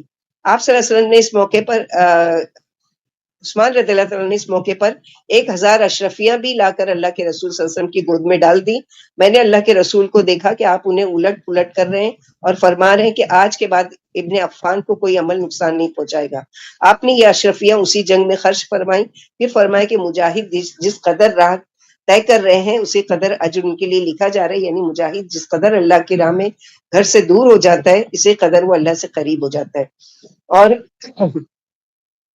عثمان رضی اللہ تعالیٰ عنہ ایک واحد صحابی ہیں کہ جن کا صدقہ جاریہ آج بھی باقی ہے. سبحان اللہ. انہوں نے اپنی زندگی میں اپنا ایک کھجور کا باغ وقف کر دیا تھا، جس کی کھجوریں یعنی بیچ کر، اور اسے مسجد نبوی اور اس میں، اور آج بھی ایک بینک ہے جس میں اکاؤنٹ ہے عثمان رضی اللہ تعالیٰ عنہ کے نام سے. اور وہ آج بھی جو ان کا باغ ہے اس کی ساری کمائی اس میں جاتی ہے، اس بینک میں، اور وہ اس پر یعنی مسجد نبوی کی تعمیر میں اور اس کے علاوہ غریب و مسکینوں میں اور یہ کر کے. تو صدقہ جاریہ انسان اگر تھوڑا بھی عمل، ظاہر ہے کہ ان کے پاس اللہ تعالیٰ نے مال دیا تھا اپنی استطاعت کے مطابق، ہم باغ تو نہیں دے سکتے لیکن کچھ تو ایسا کر سکتے ہیں نا کہ جو ہمارے بعد بھی وہ چیز باقی رہے.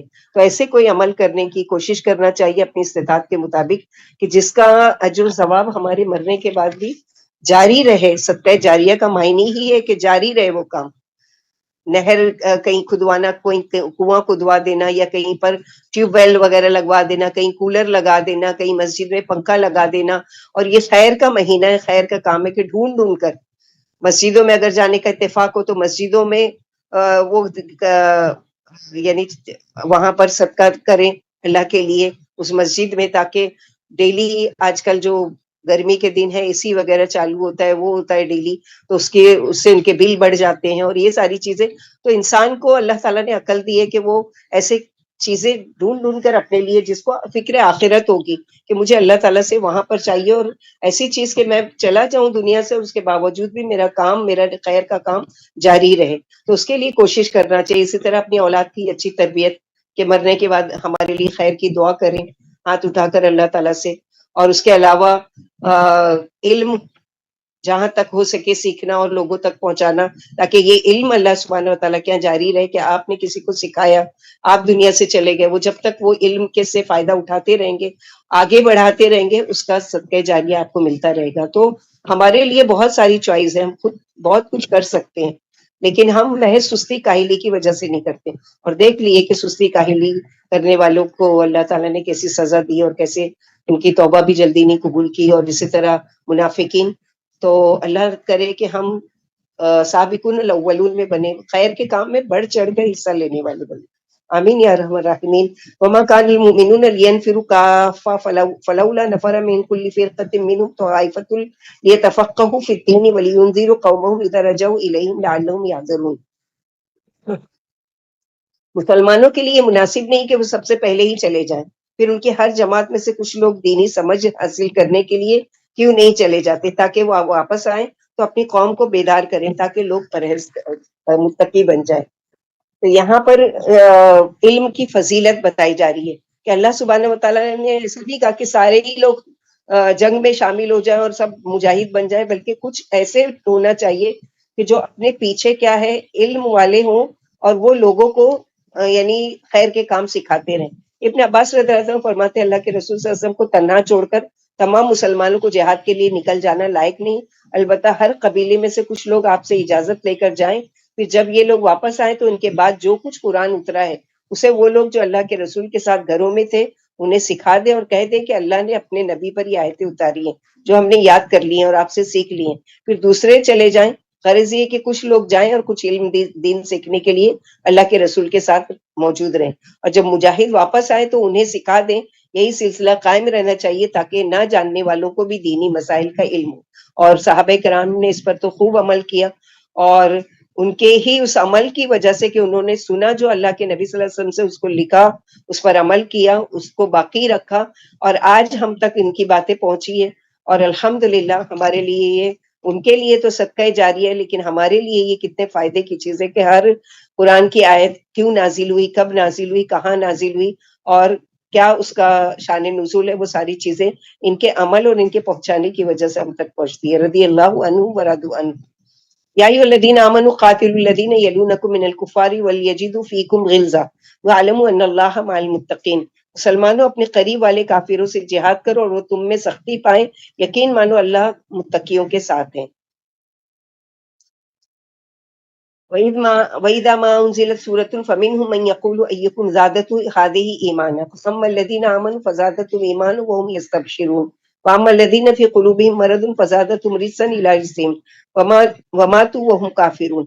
جب کبھی کوئی صورت اتاری جاتی تو ان میں سے بعض منافق کہتے اس آیت نے تم میں سے کس کا ایمان بڑھا دیا، لیکن یہ صورت ایمانداروں کے ایمان میں تو اضافہ کرتی ہے اور اسے سن کر ہل اٹھتے ہیں، مگر جن کے دلوں میں روگ ہے ان میں گندگی پر گندگی کا اضافہ کر دیتی ہے، ان کا کفری پر دم نکل جاتا ہے۔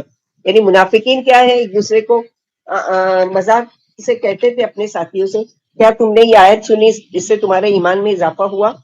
تو اللہ سبحانہ وتعالیٰ ان کی اس خصلت کو بھی کھول کر بیان کر رہے ہیں کہ ایمان والے تمہاری طرح نہیں ہیں، بلکہ ایمان والے تو یعنی جو بھی آیت اترتی ہے اللہ تعالیٰ کی طرف سے اس کو سن کر فوراً عمل کرنے کی طرف لپکتے ہیں اور ان کے ایمان میں مزید اضافہ ہو جاتا ہے۔ اولا يرون انهم يفتنون في كل عام مرة او مرتين ثم لا يتوبون ولا هم يذكرون واذا ما انزلت سورة نظر بعضهم الى بعض هل يراكم من احد ثم انصرفوا صرف الله قلوبهم بانهم قوم لا يفقهون۔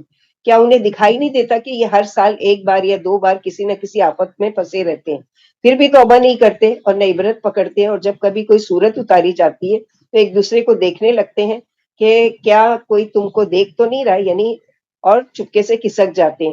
اللہ نے ان کے دل پھیر دیے ہیں کیونکہ یہ سمجھ سے بے بہرا ہے۔ یعنی کھول کھول کر منافقین کی ایک ایک خصلت یہاں پر بیان کی جا رہی ہے کہ کس طرح کے یہ ہیں۔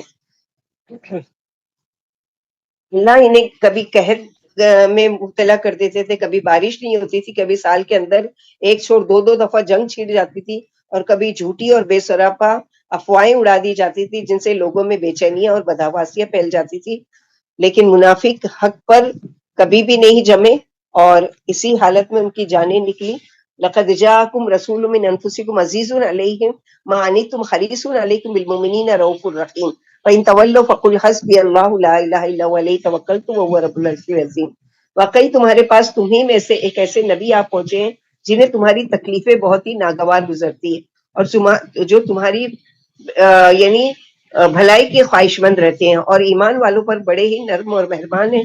پھر بھی اگر تم پھر جاؤ تو آپ فرما دیجئے کہ مجھے اللہ کافی ہے جس کے سوا کوئی حقدار عبادت نہیں، میرا اسی پر بھروسہ اور وہی عرش عظیم کا مالک ہے۔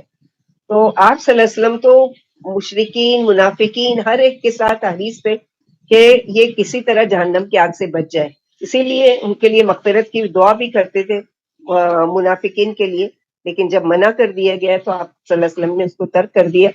تو یہاں پر یہ بتایا جا رہا ہے، ابو ذر رضی اللہ عنہ فرماتے ہیں اللہ کے رسول صلی اللہ علیہ وسلم ہمیں اس طرح چھوڑ کر دنیا سے تشریف لے گئے کہ آپ ہوا میں اڑنے والے پرندے کا علم بھی سکھا گئے، یعنی اتنی باریک باریک چیزیں بھی ہمیں سکھا کر گئے۔ آپ نے فرمایا جو عمل جنت کے قریب لانے اور دوزخ سے دور کرنے والے ہیں وہ سب میں نے تم کو بتا دیے ہیں۔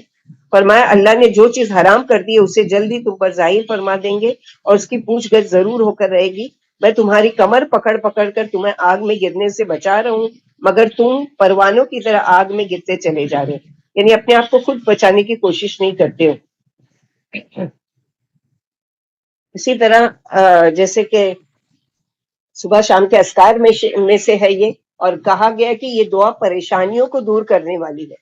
ابو دردہ سے منقول ہے کہ جو شخص صبح شام حسبی اللہ لا الہ الا هو علیہ توکلت وہو رب العرش العظیم 7 مرتبہ پڑھے گا، اللہ تعالیٰ اس کی تمام پریشانیاں دور فرما دیں گے، صبح 7 مرتبہ اور شام کو 7 مرتبہ۔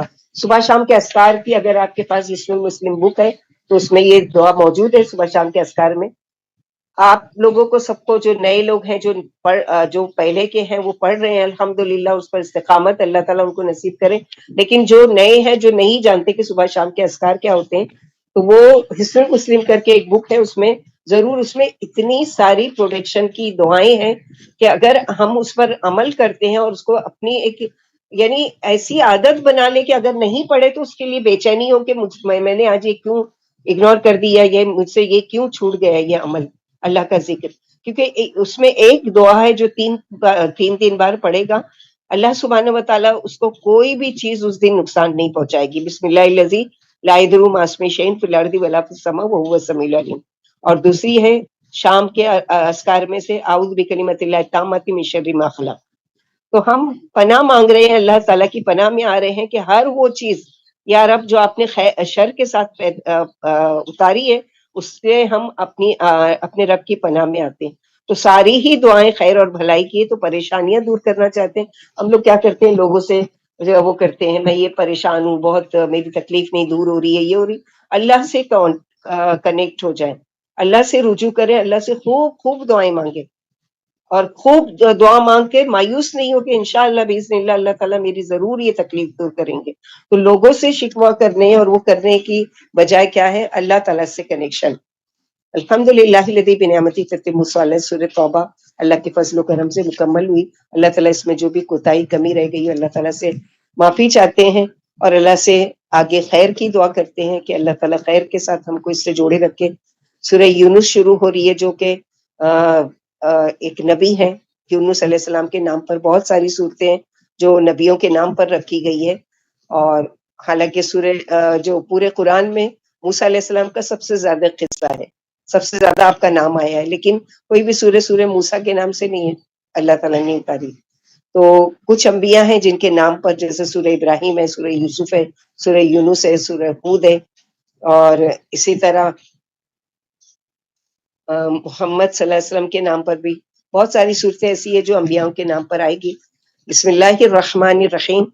الف لام را تلک آیات الکتاب الحکیم اکان للناس عجبا ان اوحینا الی رجل منهم ان انذر الناس وبشر الذین آمنوا ان لهم قدم صدق عند ربهم قال الکافرون ان هذا لساحر مبین.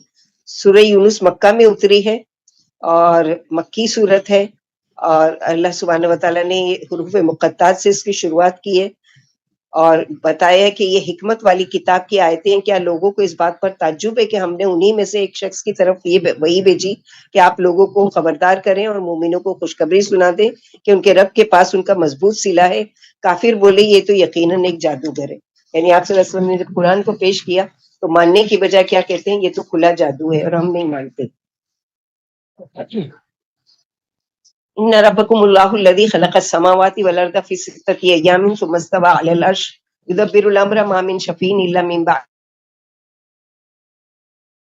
باذنہ ذالکم اللہ ربکم فاعبدوہ افلا تذکرون. یقین مانو تمہارا رب اللہ ہی ہے جس نے 6 دن میں آسمان اور زمین بنائے، پھر مستوی عرش ہوئے. تمام کاموں کا وہی منتظم ہے، کوئی کسی کا شفیع نہیں نہ رہے نہ ہوگا جب تک کہ اللہ اس سے اجازت نہ دیتے. وہی اللہ تم سب کا رب ہے، اسی کی عبادت کرو. کیا تم اب بھی نصیحت نہیں مانتے؟ اللہ سبحانہ وتعالیٰ نے کئی صورتوں میں اس چیز کا ذکر کیا ہے کہ ما من شفیع الا باذن اللہ، یعنی کوئی بھی شفاعت نہیں کر سکتا قیامت کے دن اللہ کی، جس کو اللہ تعالیٰ اجازت دیں گے. جیسے کہ سورہ بقرہ میں ہم پڑھ چکے اور روزانہ پڑھتے ہیں یہ آیت الکرسی، من ذا الذی یشفع عنده الا باذنہ. اسی طرح سورہ نبا لا یتکلمون الا من اذن له الرحمن. سورہ انبیاء ولا یشفعون الا لمن ارتضی. اسی طرح سورہ سبا ولا تنفع الشفاعۃ عنده. تو یہاں پر اللہ سبحانہ وتعالیٰ فرما رہے ہیں قل من رب السماوات السبع، آپ پوچھے کہ ساتوں آسمانوں اور عرش عظیم کا رب کون ہے، تو اللہ ہی کو بتائیں گے. پھر اس سے ڈر کر شرک کیوں نہیں چھوڑ دیتے؟ جب تم اقرار کرتے ہو مشرکین مکہ کہ ہاں اللہ کو مانتے تھے، کیا آسمان و زمین کے مالک اللہ ہے، اللہ ہی روزی دیتے، اللہ ہی پیدا کرتے، وہ کرتے ہیں، لیکن کچھ ایسے ہیں کہ جن کو اللہ تعالیٰ نے اختیار دیا ہے کہ وہ یعنی بارش برسا سکتے ہیں یا وہ کر سکتے ہیں. تو اللہ تعالیٰ یہاں پر وہی اس کا برات کہ جب آسمان و زمین کے مالک اللہ تعالیٰ ہیں تو پھر ہر چیز کی کائنات میں جو بھی پھیر بدل ہوتا ہے، یولج اللیل فی النہار و یولج النہار، وہ کون ہے؟ اللہ سبحانہ وتعالیٰ کے سوا اس چیز کو یعنی دور کرنے والے یا اس چیز کو لانے والے. الیہ مرجعکم جمیعا وعد اللہ حقا انہ یبدأ الخلق ثم یعیدہ لیجزی الذین آمنوا وعملوا الصالحات بالقسط والذین کفروا لهم شراب من حمیم وعذاب علیم بما کانوا یکفرون۔ ان سب کو اسی کی طرف لوٹ کر جانا ہے، یہ اللہ کا وعدہ سچا ہے، وہی مخلوق کی ابتدا کرتے ہیں اور وہی اسے لوٹا دیں گے تاکہ انصاف سے مومنوں کو اور نیک عمل کرنے والوں کو صلہ عطا فرمائے، اور کافروں ہی کے لیے ان کے کفر کے بدلے سخت گرم پانی اور دردناک عذاب ہے۔ والذی جعل الشمس ضیاء والقمر نورا وقدرہ منازل لتعلموا عدد السنین والحساب ما خلق اللہ ذلک الا بالحق یفصل الآیات لقوم یعلمون ان فی اختلاف اللیل والنہار وما خلق اللہ فی السماوات والارض لآیات لقوم یتقون۔ اسی نے سورج کو روشن اور چاند کو جگمگاتا ہوا بنایا اور اسی کی منزلیں مقرر فرمائی تاکہ تم برسوں کی تعداد اور حساب معلوم کر لو۔ اللہ نے یہ سب چیزیں فائدے ہی کے لیے پیدا کی ہے، اللہ جاننے والوں کے لیے تفصیل سے اپنی آیتیں بیان فرما رہے ہیں۔ بلا شبہ دن رات کے آنے جانے میں اور جو کچھ اللہ نے زمین و آسمان میں پیدا فرمایا اس میں ڈرنے والوں کے لیے بڑی بڑی نشانیاں ہیں۔ 1450 سال پہلے سائنس پڑھائی جا رہی ہے کہ کس طرح اللہ تعالیٰ نے سورج کو روشن، چاند کو چمکنے والا، اور منازل کو عدد السنین یعنی حساب، یعنی دن اور رات کے آنے جانے میں ایک کے جاتے ہی فوراً دوسرا آ جاتا اور ایک سیکنڈ کی دیر نہیں ہوتی۔ چنانچہ فرمایا جیسے سورہ یاسین میں آئے گا کہ یغشی اللیل والنہار، سورج چاند کو اور چاند سورج کو نہیں پکڑتا، یعنی سب اپنی اپنی گردش میں تیر رہے ہیں، اور نہ دن رات پر اور نہ رات دن پر سبقت کرتی ہے۔ فالق الاصباح سورہ نام میں پڑھ چکے، وہی صبح کو پور پاڑنے والے ہیں اور اسی نے آرام کے لیے رات بنائی ہے۔ پھر فرمایا آسمان و زمین کی تمام مخلوق اللہ کی عظمت و عزت پر گواہ ہے اور اس کی عظیم قدرت کی زبردست نشانی ہے۔ فرمایا وَكَأَيٍّ مِّنْ آیَةٍ فِي السَّمَاوَاتِ وَالْأَرْضِ، سورہ یونس میں ہی آئے گا 105 میں۔ انسان آسمان و زمین کی بہت سی نشانیاں بے پرواہی سے ٹھکراتا چلا جاتا ہے۔ سورہ یونس آیت نمبر 16 میں قُلْ انظُرُوا ماذا، آپ فرما دیجئے غور کرو آسمان و زمین میں کیا کیا چیزیں اور نشانیاں ہیں، اور ڈراوے بے ایمانوں کو فائدہ نہیں پہنچاتے۔ کیا انہوں نے اپنے آگے پیچھے آسمان و زمین کی کچھ نشانیاں نہیں دیکھی؟ یعنی قرآن کی آیتیں نہ بھی پڑھے انسان تو کم از کم غور و فکر کرے کہ اتنا بڑا سورج جو اس وقت چمک رہا ہے، یہی سورج ہمارے وہاں جو روشنی کر رہا ہے کہیں پر ڈوب کر بالکل اندھیرا چھا چکا ہے، اور یہ اسی دنیا میں ہو رہا ہے نا، یعنی اپنے ریلیٹیو جہاں بھی رہتے ہیں یا جان پہچان کے ان سے پوچھو کہ وہاں پر کیا ہے، وہاں پر ابھی اندھیرا ہے، رات ہے، اور یہاں پر دن ہے۔ تو یہ ساری نشانیاں دیکھ کر بھی لوگ نہیں کہ اتنا بڑا کام کون کر سکتا ہے، کسی کے اختیار میں۔ ہماری لائٹ کی طرح ہے کہ ہم کو جب اندھیرا کرنا ہے سونے کے لیے تو لائٹ بند کر کے آف کر کے سو جاتے ہیں، تو یہ تو چھوٹی سی کوشش ہے، لیکن اللہ سبحانہ وتعالیٰ اتنی بڑی کائنات میں یہ ساری چیزیں کر رہے ہیں، تو اللہ سبحانہ وتعالیٰ کا چیلنج ہے کہ کون ہے کہ جو ان ساری چیزوں کو، تو مشرکین مکہ کو اللہ کی توحید کی زبردست نشانیوں کے ذریعے سے ان پر حجت پیش کی جا رہی ہے کہ ہر بات کھول کھول کر تفصیل سے، کیونکہ یہ فصلت یعنی تفصیل سے بیان کرنے والی کتاب ہے۔ ان الذین لا یرجون لقاءنا وردوا بالحیاۃ الدنیا واطمأنوا بها والذین هم عن آیاتنا غافلون اولئک مأواهم النار بما كانوا یکسبون۔ بلا شبہ جو ہم سے ملنے کی توقع نہیں رکھتے اور اس دنیاوی زندگی پر رجھے ہوئے ہیں، اس دل لگا بیٹھے ہیں اور ہماری نشانیوں سے بے خبر ہیں، ایسو ہی کا ٹھکانہ ان کے لیے ان کے کمائی کی وجہ سے جہنم ہے۔ اللہم لا تجعلنا منہم، اللہم حافظنا منہم۔ اللہ سبحانہ وتعالیٰ یہاں پر ہے کہ جو اللہ تعالیٰ سے ملنے کا شوق نہیں رکھتا، اللہ کو بھی کوئی شوق نہیں ہے ان سے ملنے کا۔ من احب لقاء اللہ احب اللہ لقاءہ، جو اللہ سے ملنے کا شوق رکھتا ہے اللہ تعالیٰ بھی اس سے ملنا محبوب رکھتے ہیں۔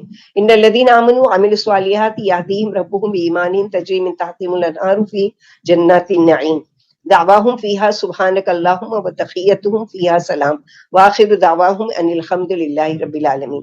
واقعی جو مومن اور نیک عمل بھی کر چکے ہیں انہیں ان کا رب ان کے ایمان کی وجہ سے منزل تک پہنچا دیں گے، اور نعمتوں والی جنت ان کی منزل ہوگی، جن کے نیچے نہریں جاری ہیں، لے جائیں گے۔ جنت میں ان کی پکار سبحانک اللہم ہوگی، اور اس میں ان کی ملاقات کی دعا سلام ہوگا، اور ان کی آخری پکار ہوگی الحمد للہ رب العالمین۔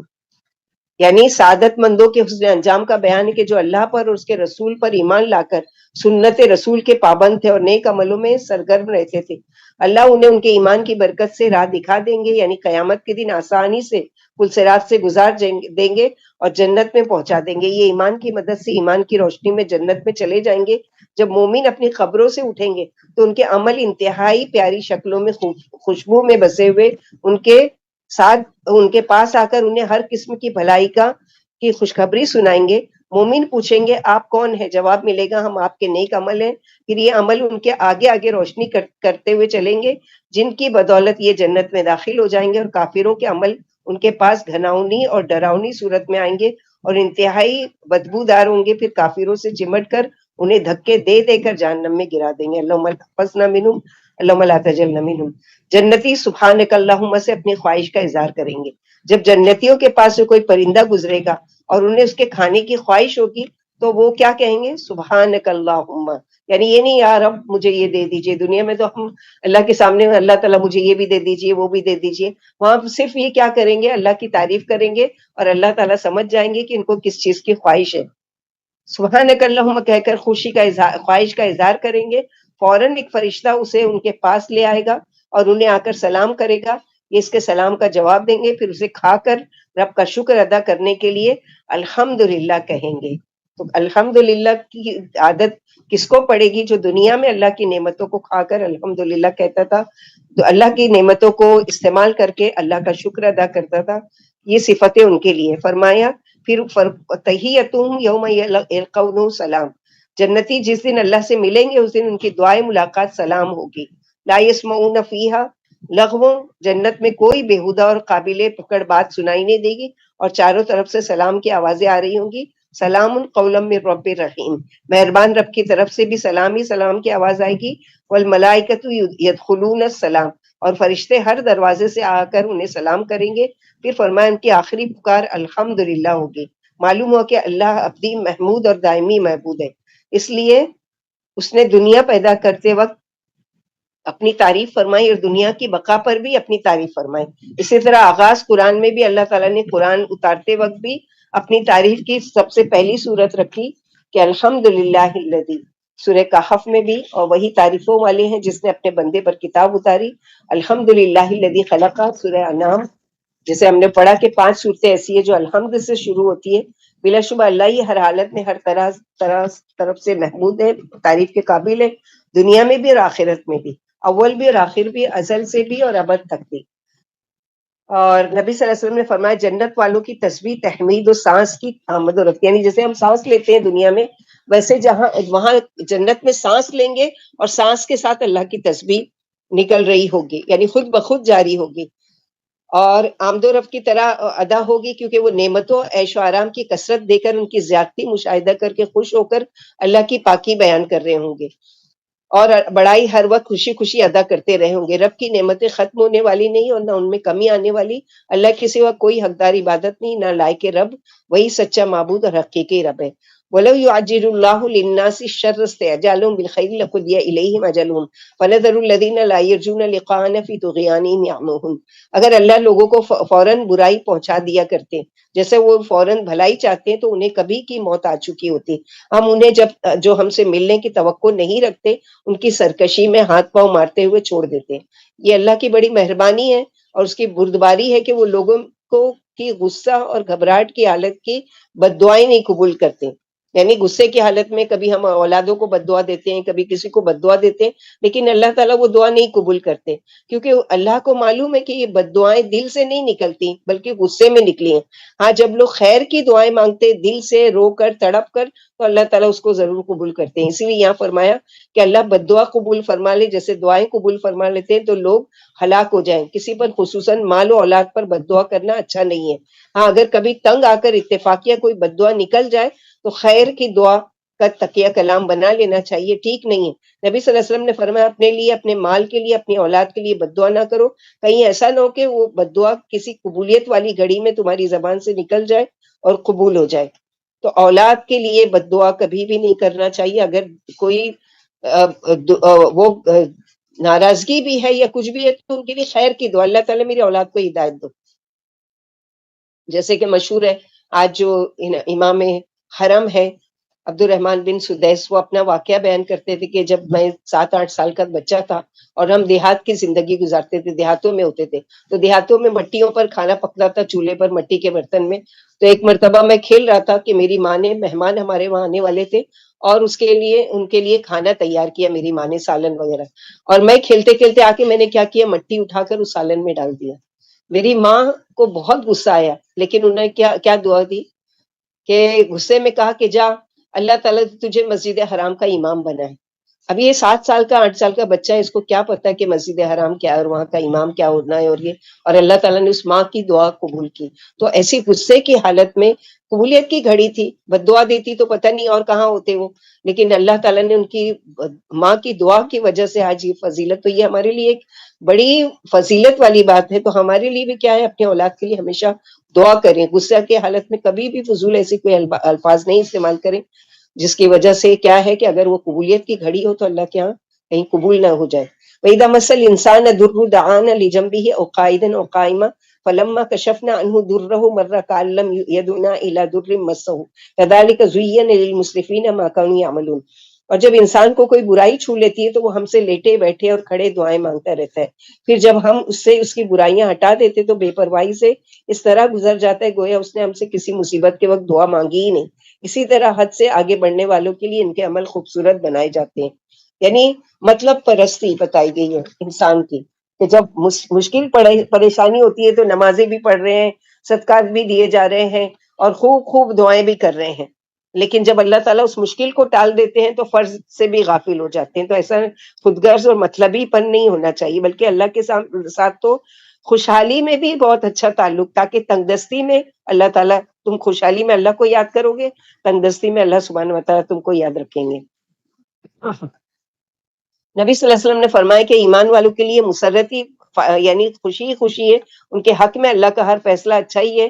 جب مسلمان مصیبت میں گرفتار ہو کر صبر کرتا ہے تو اس کے حق میں صبر اچھا ہوتا ہے اور اس کے لیے نعمتیں یعنی اس کا اجر لکھا جاتا ہے. اور جب نعمتوں پر شکر کرتا ہے تو شکر اس کے حق میں بہتر ہوتا ہے. یہ سعادت مومن کے سوا کسی کو بھی نصیب نہیں. یعنی اگر ہم اس کے اپوزٹ کر رہے ہیں تو سوچو کہ ہم کو اللہ کی توفیق ہی نہیں ہے کہ ہم اس کی نعمتوں پر شکر کریں اور اس کی تکلیفوں پر صبر کریں. اور اگر ہم صبر کرتے ہیں مصیبتوں پر اور نعمتوں کے ملنے پر شکر کرتے ہیں تو یاد رکھو کہ یہ اللہ تعالیٰ نے ہمیں اس قابل بنایا کہ ہم اس کا شکر ادا کریں اور اس کی تکلیفوں پر، دی ہوئی مصیبتوں پر صبر کریں. وَلَقَدْ أَهْلَكْنَا الْقُرُونَ مِنْ قَبْلِكُمْ لَمَّا ظَلَمُوا وَجَاءَتْهُمْ رُسُلُهُم بِالْبَيِّنَاتِ وَمَا كَانُوا لِيُؤْمِنُوا كَذَٰلِكَ نَجْزِي الْقَوْمَ الْمُجْرِمِينَ ثُمَّ جَعَلْنَاكُمْ خَلَائِفَ فِي الْأَرْضِ مِن بَعْدِهِمْ لِنَنظُرَ كَيْفَ تَعْمَلُونَ. جب تم سے پہلے ہی بے انصافی پر اتر آئے تو ہم نے انہیں غارت کر دیا، ان کے پاس ان کے رسول کھلی کھلی دلیلیں لے کر آئے تھے، لیکن وہ ایسے کپ تھے کہ مان لیتے. ہم گناہگاروں کو اسی طرح بدلہ دیتے ہیں، پھر ہم نے تمہیں اس زمین میں ان کے بعد ان کا جانشین بنا دیا تاکہ ہم دیکھیں کہ تم کیسے عمل کرتے ہو. وَإِذَا تُتْلَىٰ عَلَيْهِمْ آيَاتُنَا بَيِّنَاتٍ قَالَ الَّذِينَ لَا يَرْجُونَ لِقَاءَنَا ائْتِ بِقُرْآنٍ غَيْرِ هَٰذَا أَوْ بَدِّلْهُ قُلْ مَا يَكُونُ لِي أَنْ أُبَدِّلَهُ مِن تِلْقَاءِ نَفْسِي إِنْ أَتَّبِعُ إِلَّا مَا يُوحَىٰ إِلَيَّ إِنِّي أَخَافُ إِنْ عَصَيْتُ رَبِّي عَذَابَ يَوْمٍ عَظِيمٍ. قُل لَّوْ شَاءَ اللَّهُ مَا تَلَوْتُهُ عَلَيْكُمْ وَلَا أَدْرَاكُمْ بِهِ فَقَدْ لَبِثْتُ فِيكُمْ أُمُرًا مِّن قَبْلِهِ أَفَلَا تَعْقِلُونَ. اور جب انہیں جو ہم سے ملنے پر یقین نہیں رکھتے ہماری صاف صاف آیتیں پڑھ کر سنائی جاتی ہیں تو وہ کہتے ہیں کہ اس قرآن کے علاوہ کوئی اور قرآن لاؤ یا اسی کو بدل لاؤ. آپ جواب دے دیں کہ مجھے یہ حق نہیں کہ میں اپنی طرف سے قرآن کو بدل لاؤں، میں تو صرف وہی کی وجہ سے، وہی کی جو میرے پاس بھیجی جاتی ہے پیروی کرتا ہوں. اگر میں اپنے رب کی نافرمانی کروں گا تو مجھے ایک بڑے دن کے عذاب کا اندیشہ ہے. آپ فرما دیجئے کہ اگر اللہ کو منظور ہوتا تو میں یہ قرآن پڑھ کر تم کو نہیں سناتا اور نہ اللہ اس سے تم کو آگاہ کرتے. خیال تو کرو، میں اس سے پہلے بھی تم میں ایک طویل عمر گزار چکا ہوں، کیا پھر بھی تم عقل سے کام نہیں لیتے؟ یعنی اگر میں اپنی طرف سے لاتا تو میں نے کیوں 40 سال تک خاموشی اختیار کی اور نہیں لے کر آیا یہ کلام؟ جب اللہ کا حکم ہوا، اللہ تعالیٰ نے چاہا کہ میں تم کو پڑھ کر سناؤں، تب میں نے اس چیز کو تم تک پیش کیا ہے. وَمَنْ أَظْلَمُ مِمَّنِ افْتَرَىٰ عَلَى اللَّهِ كَذِبًا أَوْ كَذَّبَ بِآيَاتِهِ إِنَّهُ لَا يُفْلِحُ الْمُجْرِمُونَ. پھر اس سے بڑھ کر اور کون ظالم ہوگا جو اللہ کی طرف جھوٹا کلام منسوب کرے یا اس کی آیتیں جھٹلائے؟ یقیناً مجرم کامیاب نہیں ہوتے. ایک دفعہ عمرو بن عاص وفد بن کر مسلمہ کے پاس گئی. یہ ان کا جاہلیت میں دوست تھا اور ابھی عمرو بن العاص بھی مسلمان نہیں ہوتے. مسلمہ نے پوچھا امر اللہ نے تمہارے ساتھی پر اس عرصے میں کیا اتارا ہے؟ عمرو بولے میں نے ان کے صحابیوں سے ایک چھوٹی سی مگر جامع سورت سنی ہے۔ بولا کیا عمرو نے سورت عصر پڑھ کر سنا دی؟ پھر تھوڑی دیر مسلمہ نے سوچا اور کہنے لگا کہ اس جیسی مجھ پر بھی ایک سورت اتری ہے۔ عمرو بولے سنا۔ مسلمہ نے یہ سورت سنائی، یعنی فضول بکواس کرنے لگا، کیونکہ یہ وہ شخص تھا مسلمہ بن کذاب جس نے اللہ کے نبی صلی اللہ علیہ وسلم کی زندگی میں ہی نبوت کا دعویٰ کیا تھا۔ تو اللہ تعالیٰ نے اس کی اس چیز کو بھی کھول کھول کر یہاں پر بیان کیا ہے۔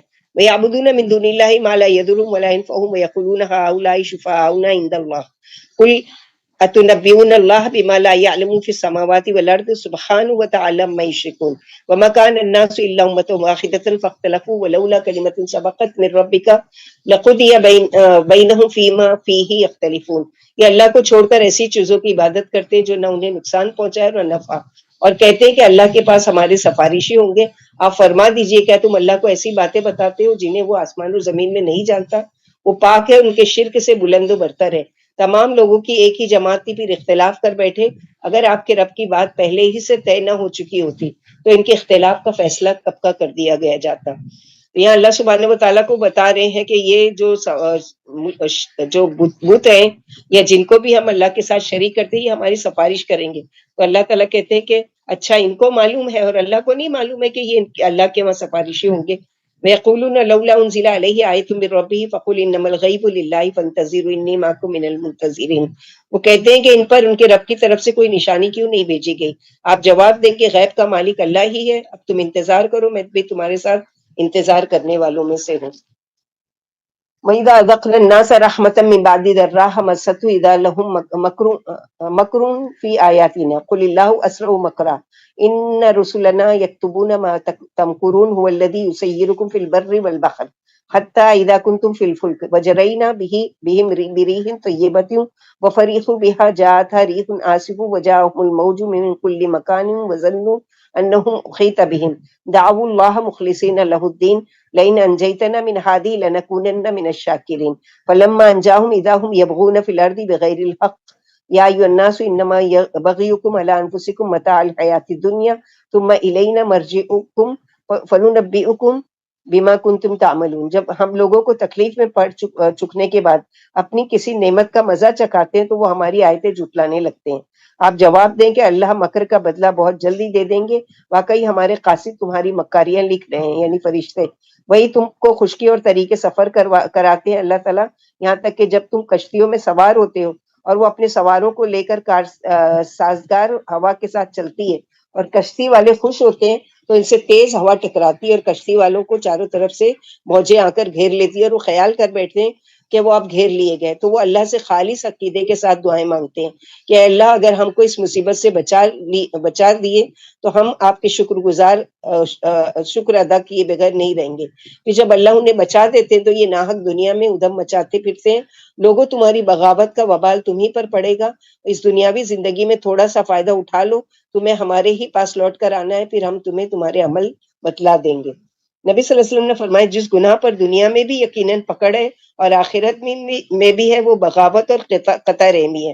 اس پر دنیا اور آخرت میں پکڑ ضرور ہوتی ہے، خواہ کسی اور گناہ پر دونوں جہانوں میں پکڑ ہو یا نہ ہو۔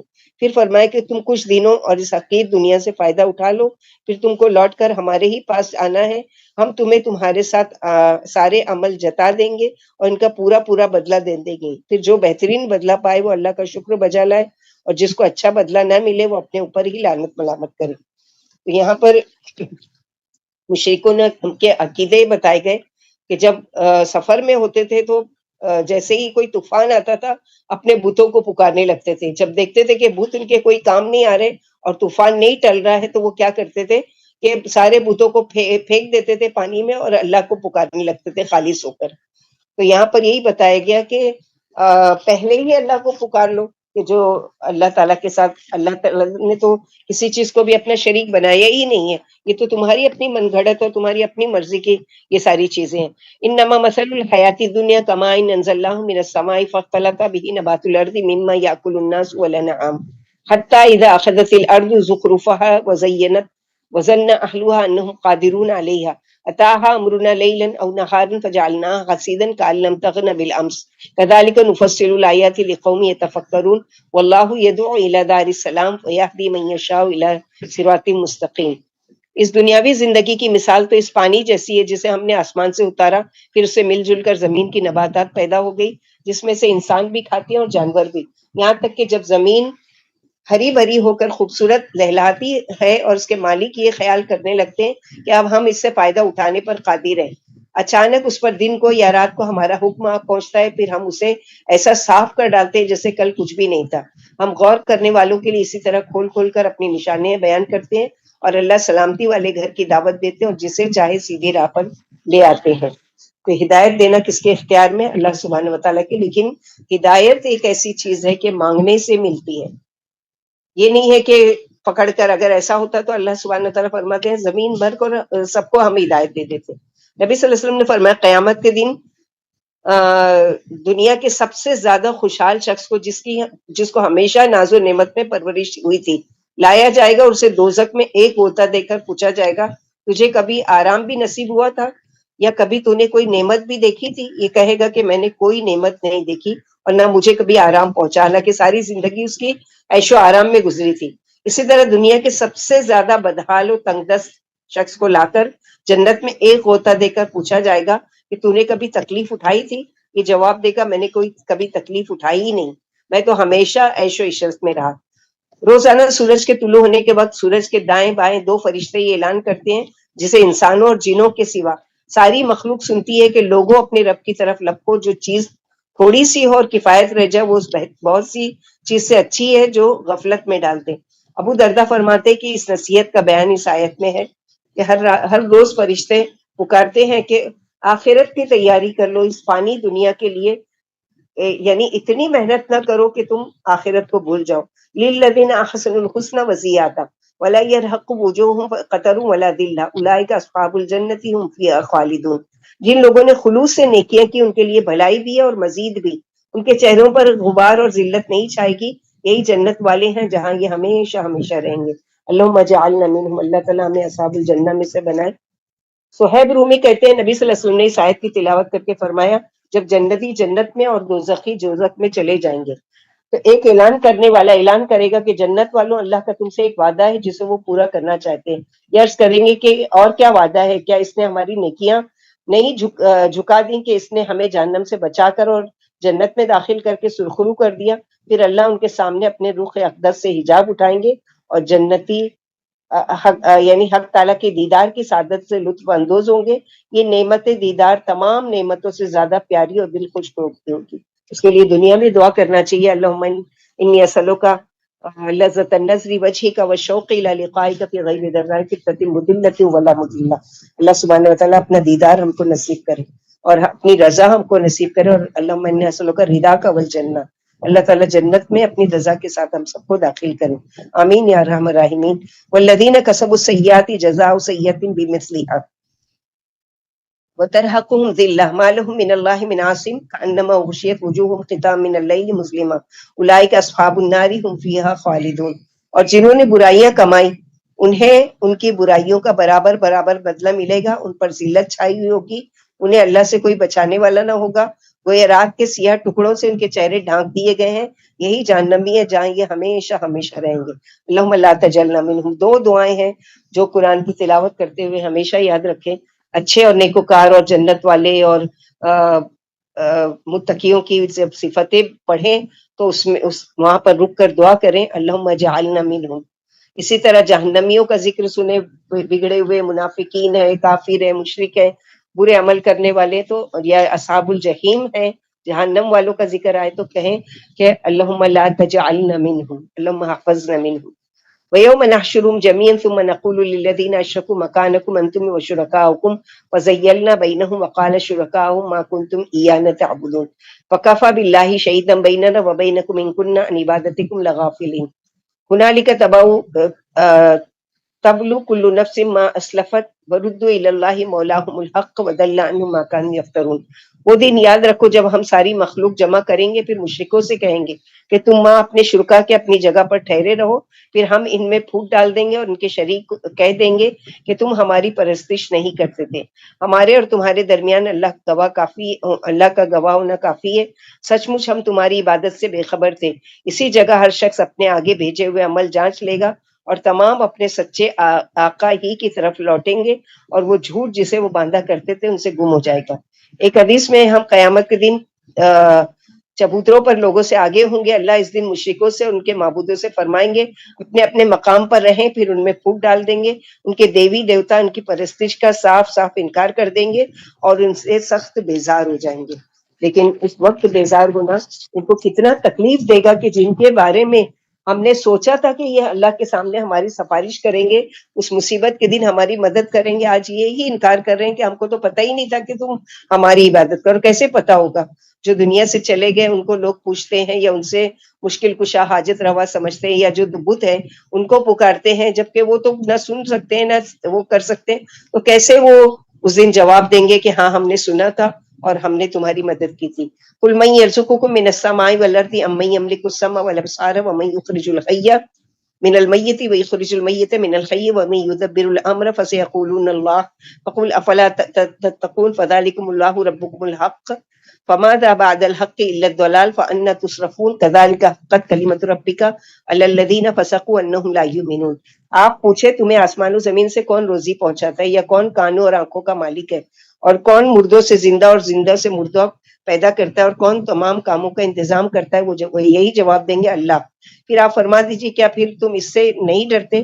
یہی تو تمہارے معبود ہے جو تمہارا سچا رب ہے، پھر حق کے بعد گمراہی کے سوا رکھا ہی کیا ہے؟ پھر تم کہاں پھرے جاتے ہو؟ اسی طرح آپ کے رب کی یہ بات نافرمانوں پر چسپاں ہو چکی ہے کہ وہ ایمان لانے والے نہیں۔ تو مشرکوں کا عقیدہ اور ہمارا عقیدہ، یعنی آج ہم جو مسلمان اپنے آپ کو کہتے ہیں، اللہ کے ساتھ کیسے کیسے شرک کرتے ہیں، یعنی وہ فلاں ہے ہماری بگڑی بنا دیں گے، وہ اللہ کے پاس ہماری سفارش کر دیں گے، وہ اللہ تک ہماری دعائیں پہنچا دیں گی۔ جیسے کسی کو کہا جاتا ہے کہ جو دنیا سے چلے گئے ان کے پاس جا کر، قبروں پر جا کر آپ کیوں دعا مانگتے ہو؟ دعا تو آپ گھر بھی بیٹھے مانگ سکتے ہو اور نماز کے ذریعے اور اس کے، تو کہتے کہ نہیں ہم وہاں پر ان سے دعا مانگنے نہیں جاتے، ہم تو اس لیے جاتے ہیں کہ وہ ہماری سفارش کریں گے۔ تو یہ ساری شرکیہ عقیدے ہیں۔ خالص ایک اللہ کو پکارنا ہے اور صرف اللہ سے ہی امید رکھنا ہے۔ جیسے یہ مشرک کفر و شرک اور بت پرستی پر اڑے ہوئے، حالانکہ اللہ کو خالق، رازق اور کائنات میں تنہا تصور کرنے والا مانتے بھی ہیں، اور یہ بھی کہ اسے نے تمام رسول توحید کی تعلیم دینے کے لیے بھیجے۔ اسی طرح اللہ کا عذاب ان وقتوں پر واجب ہو چکا جو ازلی شقی اور جہنم والے ہیں، یعنی کافروں کی عقلیں ماری گئی ہیں۔ تو ہم اگر اپنے آپ کو مسلمان کہتے ہیں تو اس عقیدے سے توبہ کریں کہ کوئی بھی ہماری مشکل دور نہیں کر سکتا، کوئی بھی ہم کو جو چیز کے ہم تمنا کریں وہ ہم کو نہیں دے سکتا سوائے کہ اللہ سبحانہ وتعالیٰ کی ذات کے۔ قل هل من شرکائکم من یبدأ الخلق ثم یعیدہ قل اللہ یبدأ الخلق ثم یعیدہ وأنى تؤفکون۔ قل هل من شرکائکم من یہدی الی الحق قل اللہ یہدی للحق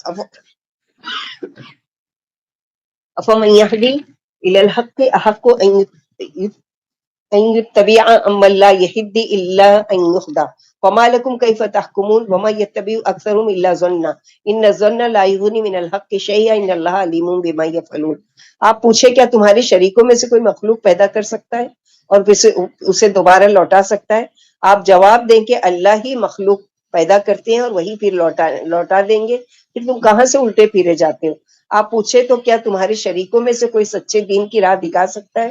آپ جواب دیں کہ اللہ ہی سچے دین کی راہ دکھا سکتے ہیں۔ پھر کیا جو سچے دین کی راہ بتائے وہ اتباع کیے جانے کے لائق ہے، یا وہ جو راہ دکھائے بغیر خود ہی راہ نہ پا سکے؟ پھر تمہیں کیا ہو گیا، کیسا حکم لگاتے ہو؟ اکثر مشرک یعنی اپنی خیالی وہ اس پر عمل کر رہے ہیں۔ یقین مانو جو ان کا خیال ہے حق کی معرفت کا کام نہیں دے سکتی۔ یاد رکھو اللہ ان کے تمام کاموں سے خوب خبردار ہے۔ وما كان هذا القرآن ان يفترى من دون اللہ ولكن تصدیق الذی بین یدیہ وتفصیل الکتاب لا ریب فیہ من رب العالمین۔ ام یقولون افتراہ قل فأتوا بسورۃ مثلہ وادعوا من استطعتم من دون اللہ ان کنتم صادقین بل کذبوا بما لم یحیطوا بعلمہ ولما یاتہم تأویلہ کذالک کذب الذین من قبلہم فانظر کیف کان عاقبۃ الظالمین ومنہم من یؤمن بہ ومنہم من لا یؤمن بہ وربک اعلم بالمفسدین. یہ قرآن گھڑا ہوا نہیں ہے، اللہ کے سوا کسی اور نے بنایا ہو. یہ تو اپنے سے پہلی کتابوں کی تصدیق کرتا ہے اور شرعی احکام کی تفصیل کرتا ہے. اس کے رب العالمین کی طرف سے ہونے میں ذرا سا بھی شک نہیں. کیا یہ کہتے ہیں کہ آپ ہی نے اسے بنا لیا ہے؟ آپ جواب دیجئے اچھا تو تم بھی اس جیسی ایک صورت گھڑ لاؤ اور اللہ کو چھوڑ کر جس کو بلا سکو بلا لو اگر تم سچے ہو. بلکہ انہوں نے اسے جھٹلایا جس کا علم حاصل نہ کر سکے نہ وہ اب تک اس کی حقیقت سے واقف ہوئے. ان سے پہلے بھی لوگوں نے اسی طرح جھٹلایا تھا. پھر آپ دیکھ لیں کہ ان ظالموں کا انجام کیسا برا ہوا. اور ان میں سے کچھ لوگ تو اس پر ایمان لے آئیں گے اور کچھ نہیں لائیں گے. آپ کا رب شرارت پسندوں کو خوب جانتے ہیں. سورہ بقرہ میں بھی ہم پڑھ چکے کہ اگر تم کو شک ہے تو ایک اس طرح قرآن بنا کر لے آؤ. ہمارے محبوب نبی صلی اللہ علیہ وسلم نے فرمایا ہر نبی کو ایسے معجزے دیے گئے جن کو دیکھ کر لوگ ان پر ایمان لائے. مجھے زبردست معجزہ قرآن ملا. مجھے امید ہے کہ میرے ماننے والے سب سے زیادہ ہوں گے، کیونکہ ہر نبی کا معجزہ انہی کے ساتھ ختم ہو گیا، مگر نبی صلی اللہ علیہ وسلم کا معجزہ قیامت تک باقی رہے گا اور لوگ قیامت تک آپ کے دین میں داخل ہوتے رہیں گے. یعنی جو صحیح دل سے، سچے دل سے اور غور و فکر کے ساتھ قرآن پڑھے گا، ہو ہی نہیں سکتا ہے کہ وہ اس چیز پر ایمان نہ لائے کہ یہ اللہ کا کلام ہے اور یہ اللہ کی بات ہے اور اللہ سبحانہ وتعالیٰ ہم سے کیا خطاب کرتے ہیں اور کیا کہنا چاہتے ہیں. تو یہاں پر اللہ سبحانہ وتعالیٰ اسی کا ذکر کر رہے ہیں. وَإِن كَذَّبُوكَ فَقُل لِّي عَمَلِي وَلَكُمْ عَمَلُكُمْ أَنتُمْ بَرِيئُونَ مِمَّا أَعْمَلُ وَأَنَا بَرِيءٌ مِّمَّا تَعْمَلُونَ وَمِنْهُم مَّن يَسْتَمِعُونَ إِلَيْكَ أَفَأَنتَ تُسْمِعُ الصُّمَّ وَلَوْ كَانُوا لَا يَعْقِلُونَ وَمِنْهُم مَّن يَنظُرُ إِلَيْكَ أَفَأَنتَ تَهْدِي الْعُمْيَ وَلَوْ كَانُوا لَا يُبْصِرُونَ إِنَّ اللَّهَ لَا يَظْلِمُ النَّاسَ شَيْئًا وَلَكِنَّ النَّاسَ أَنفُسَهُمْ يَظْلِمُونَ. اگر یہ آپ کو جھٹلا دے تو آپ فرما دے کہ میرے لیے میرے عمل ہے اور تمہارے لیے تمہارے عمل.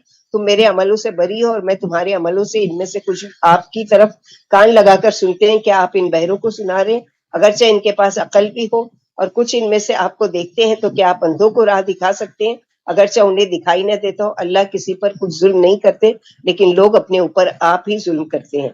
ایک حدیث قدسی میں ہے کہ میرے بندو میں نے اپنے اوپر ظلم حرام کر دیا ہے اور تم پر بھی حرام کر دیا ہے، لہٰذا کوئی کسی پر ظلم نہ کرے. خیر میں اخیر میں فرمایا اے میرے بندو تمہارے عمل ہی ہیں جن کو میں گن گن کر رکھتا ہوں، پھر میں تم کو ان کا پورا پورا بدلہ دوں گا. لہٰذا جو بھلائی پائے اس پر اللہ کا شکر بجا لائے اور جو برائی پائے اسے آپ ہی اپنے آپ کو ملامت کرنا چاہیے. اور ہمیں دعا بھی کرنا چاہیے اللہم انی اعوذ بک ان اظلم او اظلم.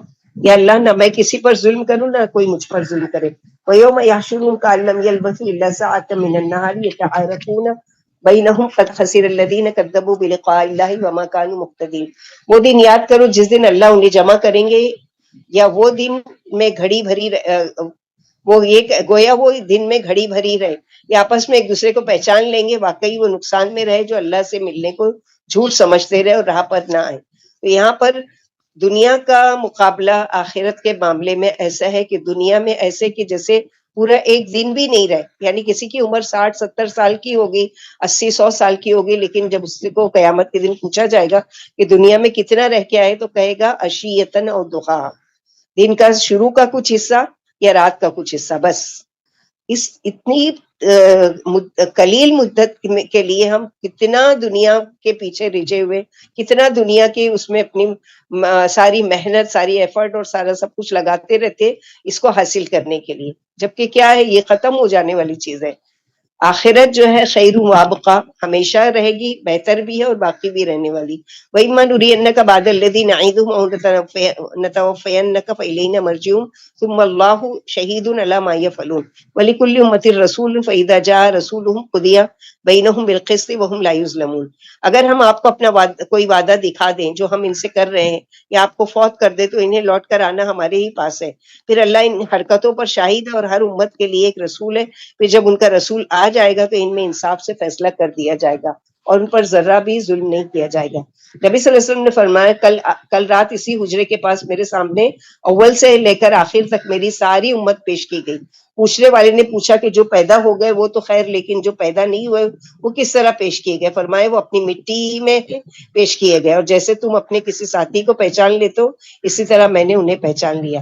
زمین والے زمین اپنے رب کے نور سے جگمگا اٹھے گی، اعمال نامے دے دیے جائیں گے، نبیوں کو اور گواہوں کو بلایا جائے گا، اور ظلم کے بغیر لوگوں میں انصاف سے فیصلہ کر دیا جائے گا۔ قیامت کے دن ہر قوم ماں رسول کے اعمال ناموں کے اور گواہ فرشتوں کے اللہ کے سامنے پیش کی جائے گی۔ امت محمدیہ وہ دنیا میں سب سے پیچھے آئی تھی، مگر قیامت کے دن سب سے پہلے انہی کے معاملے طے کیے جائیں گے۔ چنانچہ نبی صلی اللہ علیہ وسلم نے فرمایا، ہر پچھلے میں ہم پچھلے ہیں مگر قیامت کے دن پہلے ہوں گے، سب سے پہلے ہمارا ہی فیصلہ ہوگا۔ نبی صلی اللہ علیہ وسلم کی وجہ سے آپ کی امت کو شرف اولیت نصیب ہو۔ اللہ قیامت تک آپ پر اپنی رحمتیں اور سلامتیاں بھیجتا رہے، اور ہم اپنا جائزہ لیں کہ ایسے نبی کے ساتھ ہمارا کیا سلوک ہے۔ وَيَقُولُونَ مَتَىٰ هَٰذَا الْوَعْدُ إِن كُنتُمْ صَادِقِينَ قُل لَّا أَمْلِكُ لِنَفْسِي ضَرًّا وَلَا نَفْعًا إِلَّا مَا شَاءَ اللَّهُ لِكُلِّ أُمَّةٍ أَجَلٌ إِذَا جَاءَ أَجَلُهُمْ فَلَا يَسْتَأْخِرُونَ سَاعَةً وَلَا يَسْتَقْدِمُونَ قُلْ أَرَأَيْتُمْ إِنْ أَتَاكُمْ عَذَابُهُ بَيَاتًا أَوْ نَهَارًا مَاذَا يَسْتَعْجِلُ مِنْهُ الْمُجْرِمُونَ ثم إذا ما وقع آمنتم به الآن وقد كنتم به تستعجلون ثم قيل للذين ظلموا ذوقوا عذاب الخلد هل تجزون إلا بما كنتم تكسبون۔ کہتے ہیں اگر تم سچے ہو تو یہ وعدہ کب پورا ہوگا؟ آپ جواب دیں کہ مجھے تو اپنے ذاتی نفع نقصان کا بھی اختیار نہیں، مگر جو کچھ اللہ چاہے۔ ہر قوم کا ایک مقررہ وقت ہے، جب ان کا مقررہ وقت آ جائے گا تو گھڑی بھر کے لیے بھی آگے پیچھے اور دیر جلدی نہ ہوگی۔ آپ پوچھے کہ ذرا یہ تو بتاؤ کہ اگر رات میں یا دن میں تم پر اللہ کا عذاب آ جائے تو کیا ہو؟ اس وجہ سے یہ مجرم جلد ہی مچا رہے ہیں، یا پھر جس وقت عذاب آ جائے گا تب تم اللہ پر ایمان لاؤ گے؟ کہا جائے گا کہ اب تم ایمان لاتے ہو اور تم تو عذاب کی جلدی مچا رہے تھے۔ پھر ظالموں سے کہا جائے گا کہ دائمی عذاب چکتے رہو، تمہیں تمہاری کمائیوں کا اللہ تعالیٰ پورا پورا بدلہ دے دیں گے۔ وَيَسْتَنبِئُونَكَ أَحَقٌّ قُلْ إِي وَرَبِّي إِنَّهُ لَحَقٌّ وَمَا أَنْتُم بِمُعْجِزِينَ وَلَوْ أَنَّ لِكُلِّ نَفْسٍ ظَلَمَتْ مَا فِي الْأَرْضِ لَافْتَدَتْ بِهِ وَأَسَرُّوا النَّدَامَةَ لَمَّا رَأَوُا الْعَذَابَ وَقُضِيَ بَيْنَهُم بِالْقِسْطِ وَهُمْ لَا يُظْلَمُونَ۔ وہ آپ سے کریت کر پوچھتے کہ کیا یہ سچی بات ہے؟ آپ جواب دیتے کہ ہاں، مجھے میرے رب کی قسم یہ بالکل سچی بات ہے، اور تم ہرا نہیں سکتے۔ اگر ہم ہر ظالم کے پاس ہوئے زمین کی دولت ہو تو وہ سب اپنی جان چھڑانے کے لیے دے دے، اور جب وہ عذاب دیکھ لیں گے تو دل ہی دل میں پشیمان ہو گئے، اور ان میں انصاف سے فیصلہ کر دیا جائے گا، اور ان پر ذرہ برابر بھی ظلم نہیں کیا جائے گا۔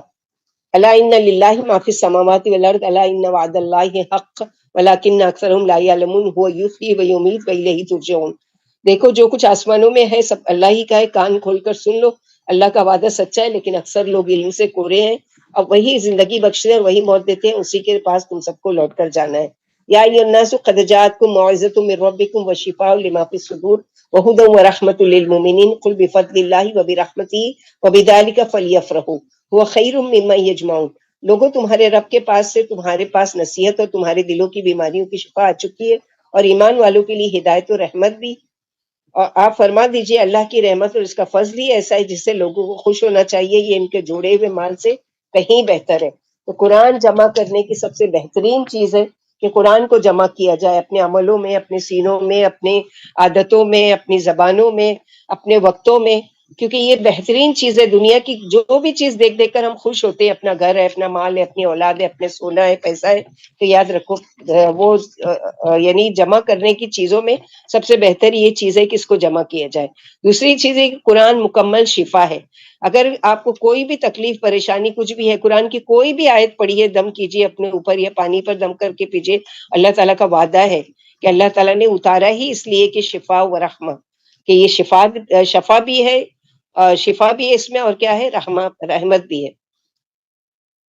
قل ارأيتم ما انزل الله لكم من رزق فجعلتم منه حراما وحلالا قل الله اذن لكم ام على الله تفترون وما ظن الذين يفترون على الله الكذب يوم القيامة ان الله لذو فضل على الناس ولكن اكثرهم لا يشكرون۔ آپ فرما دیجئے کہ بتاؤ تو صحیح، اللہ نے جو روزی تمہارے لیے اتاری ہے اس میں سے کچھ تو تم نے حرام ٹھہرا لی اور کچھ حلال۔ آپ پوچھیں کہ اللہ نے تمہیں اجازت دی ہے یا تم اللہ پر جھوٹ باندھ رہے ہو؟ اور جو اللہ پر جھوٹ باندھ رہے ہیں ان کا قیامت کے دن کیا خیال ہے کہ یقین مانو اللہ لوگوں کے حق میں بڑے بھاری فضل والے، لیکن اکثر لوگ ناشکرے ہیں۔ وما تکون فی شان وما تتلو منہ من قرآن ولا تعملون من عمل الا كنا علیکم شہودا اذ تفیضون فیہ وما یعزب عن ربک من مثقال ذرۃ فی الارض ولا فی السماء ولا اصغر من ذلک ولا اکبر الا فی کتاب مبین۔ تم جس شغل میں ہو اور اللہ کی طرف سے اتارے ہوئے قرآن کی جو تلاوت کر رہے ہو، اور تم جو کچھ بھی کام کرتے ہو، تم سے واقف رہتے ہیں جو تم وہ کام کرتے ہو. آپ کے رب سے زمین و آسمان کی ذرہ برابر بھی کوئی چیز چھپی ہوئی نہیں ہے، اور نہ کوئی چھوٹی سے چھوٹی اور بڑی سے بڑی چیز ایسی ہے جو ایک روشن کتاب میں موجود نہ ہو. الا ان اولیاء اللہ لا خوف علیہم ولا هم يحزنون الذين آمنوا وكانوا يتقون لهم البشرى في الحیاۃ الدنیا وفي الآخرہ لا تبدیل لکلمات اللہ ذلک هو الفوز العظیم. سن لو جو اللہ کے دوست ہیں انہیں کسی قسم کا خوف نہ ہوگا اور نہ وہ غمگین ہوں گے. جو ایمان لا کر تقوی پر جمے رہے انہی کے لیے اس دنیاوی زندگی میں بشارت، اور آخرت میں بھی اللہ کی باتوں میں تبدیلی نہیں. یہ تو بڑی بھاری کامیابی ہے. تو اولیاء اللہ کی پہچان کیا؟ اولیاء اللہ ہوتے کون ہے؟ ہمارا جو ہے اولیاء اللہ وہ ہے کہ وہ جو اتنا اللہ اللہ کرتا ہے اور اتنی عبادت کرتا ہے اب اس کو نماز کی ضرورت نہیں، یا پھر بغیر کپڑے کے ننگے گندے اور نجیس اور وہ کر کے اور ان کے پاس عورتیں جا کے ان کو سجدے کرتی ہے اور یہ کرتی ہے. تو یاد رکھے یہ سارے شرکیہ عمل ہے. ایک شخص نے پوچھا کہ اللہ کے رسول صلی اللہ علیہ وسلم اولیاء اللہ کون ہوتے ہیں؟ فرمایا جن کے چہرے دیکھ کر اللہ یاد آ جائے. یعنی ہر وہ نیکوکار شخص جس کو دیکھ کر آپ کو نیکی کرنے کا شوق ہو، یا جس کو دیکھ کر اللہ کی یاد آ جائے. اور بشارت سے سچا خواب مراد ہے جسے مسلمان دیکھتا ہے یا اسے دکھایا جاتا ہے، یا دنیا میں بشارت سے سچا خواب اور آخرت میں جنت مراد ہے. ابو ذر رضی اللہ تعالیٰ نے اللہ کے رسول سے پوچھا اگر کوئی نیکی کرے اور لوگ اس پر اس کی تعریف کریں تو اس کا کیا حکم ہے؟ فرمایا یہی تو اس کے لیے دنیاوی خوشخبری ہے. یعنی وہ نہیں چاہتا کہ وہ لوگ اس کی نیکیوں کی تعریف کریں، لیکن لوگ اس کی خود سے تعریف کرتے ہیں. تو یہ ہذہ بشرۃ العاجلہ، یعنی یہ جلد ملنے والی دنیا میں ہی اس کے لیے خوشخبری ہے.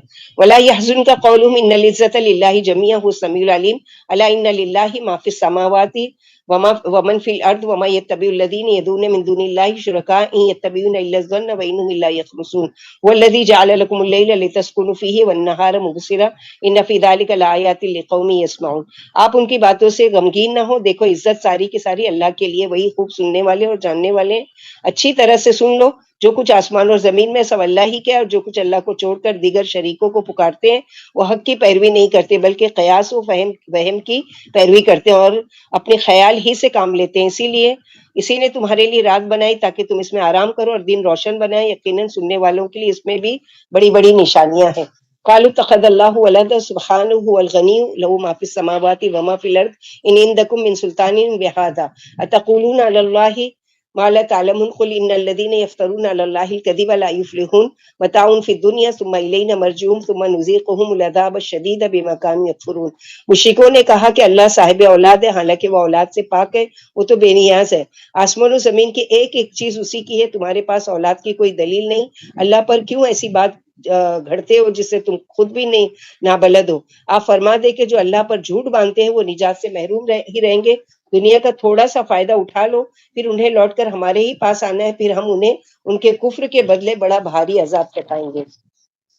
وَاتْلُ عَلَيْهِمْ نَبَأَ نُوحٍ إِذْ قَالَ لِقَوْمِهِ يَا قَوْمِ إِنْ كَانَ كَبُرَ عَلَيْكُمْ مَقَامِي وَتَذْكِيرِي بِآيَاتِ اللَّهِ فَعَلَى اللَّهِ تَوَكَّلْتُ فَأَجْمِعُوا أَمْرَكُمْ وَشُرَكَاءَكُمْ ثُمَّ لَا يَكُنْ أَمْرُكُمْ عَلَيْكُمْ غُمَّةً ثُمَّ اقْضُوا إِلَيَّ وَلَا تُنذِرُونِي فَإِنْ تَوَلَّيْتُمْ فَمَا سَأَلْتُكُمْ مِنْ أَجْرٍ إِنْ أَجْرِيَ إِلَّا عَلَى اللَّهِ وَأُمِرْتُ أَنْ أَكُونَ مِنَ الْمُسْلِمِينَ فَكَذَّبُوهُ فَنَجَّيْنَاهُ وَمَن مَّعَهُ فِي الْفُلْكِ وَجَعَلْنَاهُمْ خَلَائِفَ وَأَغْرَقْنَا الَّذِينَ كَذَّبُوا بِآيَاتِنَا فَانظُرْ كَيْفَ كَانَ عَاقِبَةُ الْمُنذَرِينَ. آپ انہیں نوح علیہ السلام کا واقعہ سنائے جب انہوں نے اپنی قوم سے کہا اے قوم اگر میرا رہنا سہنا اور میرا اللہ کی آیتوں سے نصیحت کرنا تم کو بھاری معلوم ہوتا ہے تو میرا بھروسہ تو اللہ ہی پر ہے. تم ماں اپنے شریکوں کے پختہ ارادہ کر لو، پھر اپنے کام میں کوئی دقیقہ اٹھا کر نہ رکھو، پھر میرے ساتھ جو کچھ تمہیں کرنا ہے کر گزرو، مجھے ذرا سی بھی مہلت نہ دو. اگر تم پیٹھ موڑ لو تو میں نے تم سے کوئی صلہ تو نہیں مانگا، میرا صلہ تو اللہ پر ہے. مجھے حکم ہے کہ میں مسلمانوں میں شامل رہوں. پھر قوم نے انہیں جھوٹا مانا. آخر کار ہم نے انہیں اور ان کے ساتھیوں کو جو کشتی میں سوار تھے بچا لیا اور انہیں ہلاک ہونے والے کو جانشین بنا دیا اور انہیں ڈبو دیا جنہوں نے ہماری آیتیں جھٹلائی تھی. اب آپ دیکھ لیں کہ ان لوگوں کا کیسا برا انجام ہوا جن کو ڈرایا گیا. ثم بعثنا من بعده رسلا الى قومهم فجاءوهم بالبينات فما كانوا ليؤمنوا بما كذبوا به من قبل كذلك نطبع على قلوب المعتدين. پھر ہم نے ان کے بعد اپنے پیغمبر ان کی قوموں کے پاس بھیجے، یہ رسول ان کے پاس صاف صاف نشانی لے کر پہنچے، پھر وہ ایسے نہ تھے کہ جن باتوں کو وہ جھٹلا چکے تو ان پر ایمان لے آتے. اسی طرح حد سے آگے بڑھنے والوں کے لیے دلوں پر اللہ تعالیٰ مہر لگا دیتے ہیں. ثم بعثنا من بعدهم موسى وهارون إلى فرعون وملئه بآياتنا فاستكبروا وكانوا قوما مجرمين فلما جاءهم الحق من عندنا قالوا إن هذا لساحر مبين قال موسى أتقولون للحق لما جاءكم أسحر هذا ولا يفلح الساحرون قالوا أجئتنا لتلفتنا عما وجدنا عليه آباءنا وتكون لكم الكبرياء في الأرض وما نحن لكما بمؤمنين۔ پھر ہم نے ان کے بعد موسیٰ علیہ السلام اور ہارون علیہ السلام کو فرعون اس کے سردار کی طرف اپنی نشانیاں دے کر بھیجا، لیکن انہوں نے غرور کیا، یہ سب تھے ہی نافرمان۔ پھر جب ان کے پاس ہمارے پاس سے حق آ پہنچا تو انہوں نے کہا یہ تو کھلا جادو ہے۔ موسیٰ علیہ السلام نے جواب دیا جب تمہارے پاس حق آ پہنچا ہے تو یوں کہہ رہے ہو کہ یہ جادو ہے، کیا یہ جادو ہے؟ جادوگر تو ناکام ہی رہتے ہیں۔ بولے کیا تم ہمارے پاس ہم کو ہمارے اس دین سے پھیرنے کے لیے جس پر ہمارے باپ دادا تھے اور اس علاقے میں اپنی سرداری قائم کرنے کے لیے آئے ہو؟ ہم تم پر ایمان لانے والے نہیں۔ وقال فرعون ائتوني بكل ساحر عليم فلما جاء السحرة قال لهم موسى القوا ما انتم ملقون فلما القوا قال موسى ما جئتم به سحر ان الله سيبطله ان الله لا يصلح عمل المفسدين ويحق الله الحق بكلماته ولو كره المجرمون۔ فرعون بولا میرے پاس ہر ہوشیار جادوگر لے آؤ۔ پھر جب جادوگر آ گئے تو ان سے موسیٰ علیہ السلام نے کہا جو کچھ تم ڈالنے والے ہو ڈالو۔ پھر جب انہوں نے ڈال دیے تو موسیٰ علیہ السلام نے کہا تم جو کچھ بھی لائے ہو جادو ہے، یقیناً اسے اللہ مٹا دے گا۔ واقعی اللہ شر پسندوں کے کام سنوارتے نہیں، اور اللہ حق اپنی باتوں سے ثابت فرما دیں گے اگرچہ ان مجرموں کو برا لگے۔ فما آمن لموسیٰ الا ذریۃ من قومہ علی خوف من فرعون وملئہم ان یفتنہم وان فرعون لعال فی الارض وانہ لمن المسرفین۔ پھر قوم فرعون کے چند آدمیوں کے سوا جو فرعون و حکام سے ڈرتے کہیں وہ انہیں فتنے میں نہ ڈال دے، موسیٰ علیہ السلام پر ایمان لے آئے تھے۔ موسیٰ علیہ السلام پر کوئی بھی ایمان نہیں لایا۔ واقعی اس ملک میں فرعون اور بڑا سرکش اور حد سے گزر جانے والوں میں سے تھا۔ وقال موسیٰ یا قوم ان کنتم آمنتم باللہ فعلیہ توکلوا ان کنتم مسلمین فقالوا علی اللہ توکلنا ربنا لا تجعلنا فتنة للقوم الظالمین ونجنا برحمتک من القوم الکافرین۔ موسیٰ علیہ السلام نے کہا اے قوم اگر تمہارا اللہ پر ایمان ہے اور اللہ کے فرما بردار ہو تو اسی پر بھروسہ رکھو۔ وہ بولے کہ ہمارا اللہ ہی پر بھروسہ ہے، اے ہمارے رب ہمیں ظالموں کا تختہ مشق نہ بنا اور ہمیں اپنے مہربانی سے ان کافروں سے نجات دے۔ وَأَوْحَيْنَا إِلَىٰ مُوسَىٰ أَخِيهِ أَن تَبَوَّأَ لِقَوْمِكُمْ بِمِصْرَ بُيُوتًا وَاجْعَلُوا بُيُوتَكُمْ قِبْلَةً وَأَقِيمُوا الصَّلَاةَ وَبَشِّرِ الْمُؤْمِنِينَ۔ اور ہم نے موسیٰ علیہ السلام اور ان کے بھائی کے پاس وحی بھیجی کہ وہ اپنی قوم کے لیے مصر کے گھروں میں ٹھکانے بناؤ اور اپنے گھر نماز پڑھنے کے لیے قبلہ رخ بناؤ اور نماز قائم رکھو اور ایمان والوں کو خوشخبری سنا دیجیے۔ وقال موسیٰ ربنا انک آتیت فرعون وملأہ زینۃ واموالا فی الحیاۃ الدنیا ربنا لیضلوا عن سبیلک ربنا اطمس علی اموالہم واشدد علی قلوبہم فلا یؤمنوا حتی یروا العذاب العلیم۔ قال قد اجیبت دعوتکما فاستقیما ولا تتبعان سبیل الذین لا یعلمون۔ اور موسیٰ نے کہا اے ہمارے رب تو نے فرعون کو اور اس کے قوم کو دنیاوی خوبصورتی اور مال دے رکھا ہے، اے میرے رب تاکہ یہ آپ کی راہ میں سے بھٹکا دیں، اے میرے رب ان کے مال برباد اور ان کے دل سخت کر دے کہ جب تک یہ دردناک عذاب نہ دیکھ لیں ایمان نہ لائیں۔ تو فرمایا تم دونوں کی دعا قبول ہوگی، تم اپنے دین پر جمے رہو اور جاہلوں کی راہ پر نہ چلو۔ یعنی حجت پیش کر دی گئی، اس کے بعد بد دعا کر رہے ہیں کہ اب یہ قوم ماننے والی نہیں۔ وجاوزنا ببنی اسرائیل البحر فاتبعهم فرعون وجنوده بغيا وعدوا حتى اذا ادركه الغرق قال آمنت انه لا اله الا الذي آمنت به بنو اسرائیل وانا من المسلمین الآن وقد عصيت قبل وكنت من المفسدين واليوم ننجيك ببدنك لتكون لمن خلفك آية وان كثيرا من الناس عن آياتنا لغافلون۔ اور ہم نے اسرائیلیوں کو دریا کے پار کر دیا، لیکن ظلم و زیادتی کے لیے فرعون اور اس کا لشکر بھی ان کے پیچھے پیچھے لگ گیا تھا۔ آخر کار جب فرعون ڈوبنے لگا تو بولا میرا ایمان ہے کہ اس کے سوا جس پر اسرائیلیوں کا ایمان ہے کوئی حقدار عبادت نہیں اور میں مسلمانوں میں سے ہوں۔ کیا اب حالانکہ تو اس سے قبل نافرمانیاں کرتا رہا اور فسادیوں میں شامل رہا، بس آج ہم تیری لاش کو بچا لیں گے تاکہ تو اپنے بعد میں آنے والوں کے لیے ایک نشانی بن جائے۔ یقیناً اکثر لوگ ہماری آیتوں سے بے خبر ہیں۔ جب فرعون غرق ہو گیا اور بنی اسرائیل پار ہو گئے تو بنی اسرائیل کو یعنی فرعون کے ڈوبنے کا شک تھا، تو آخر کار اللہ کے حکم سے دریا نے اس کی لاش ساحل پر ایک بلند ٹیلے پر پھینک دی تاکہ تمام اسرائیلیوں کو معلوم ہو جائے کہ فرعون مر گیا، یہ اس کی لاش ہے۔ اور آج بھی اللہ سبحانہ و تعالیٰ نے مصر کے ایجپٹ کے جو میوزیم ہے اس میں اس کی لاش کو باقی رکھا ہے کہ اس کی لاش کو نہ مٹی نے قبول کیا نہ پانی نے قبول کیا، اور اس طرح اللہ تعالیٰ نے ایک عبرت کے طور پر اس کو رکھا ہے۔ محرم کی 10ویں تاریخ کو ہلاک ہوا تھا یہ. ابن عباس فرماتے جب اللہ کے نبی مدینہ منورہ تشریف لائے تو یہودیوں کو محرم کی 10ویں تاریخ کو روزہ رکھتے ہوئے دیکھتے تھے. پوچھا اس تاریخ کو کیوں روزہ رکھتے ہو؟ بولے اس تاریخ کو موسیٰ علیہ السلام فرعون پر غالب آئے تھے.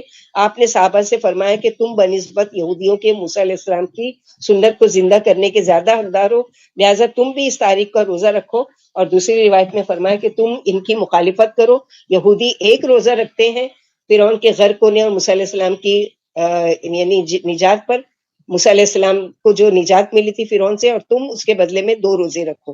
وَلَقَدْ بَوَّأْنَا بَنِي إِسْرَائِيلَ مُبَوَّأَ صِدْقٍ وَرَزَقْنَاهُم مِّنَ الطَّيِّبَاتِ وَمَا اخْتَلَفُوا حَتَّىٰ جَاءَهُمُ الْعِلْمُ إِنَّ رَبَّكَ يَقْضِي بَيْنَهُمْ يَوْمَ الْقِيَامَةِ فِيمَا كَانُوا فِيهِ يَخْتَلِفُونَ. ہم نے اسرائیلیوں کو رہنے کے لیے بہترین جگہ دی اور انہیں صاف ستھری روزی دی، پھر علم آنے کے بعد ہی ان میں پھوٹ پڑی. قیامت کے دن ان کا رب ان کے جھگڑوں کا فیصلہ کر دیں گے.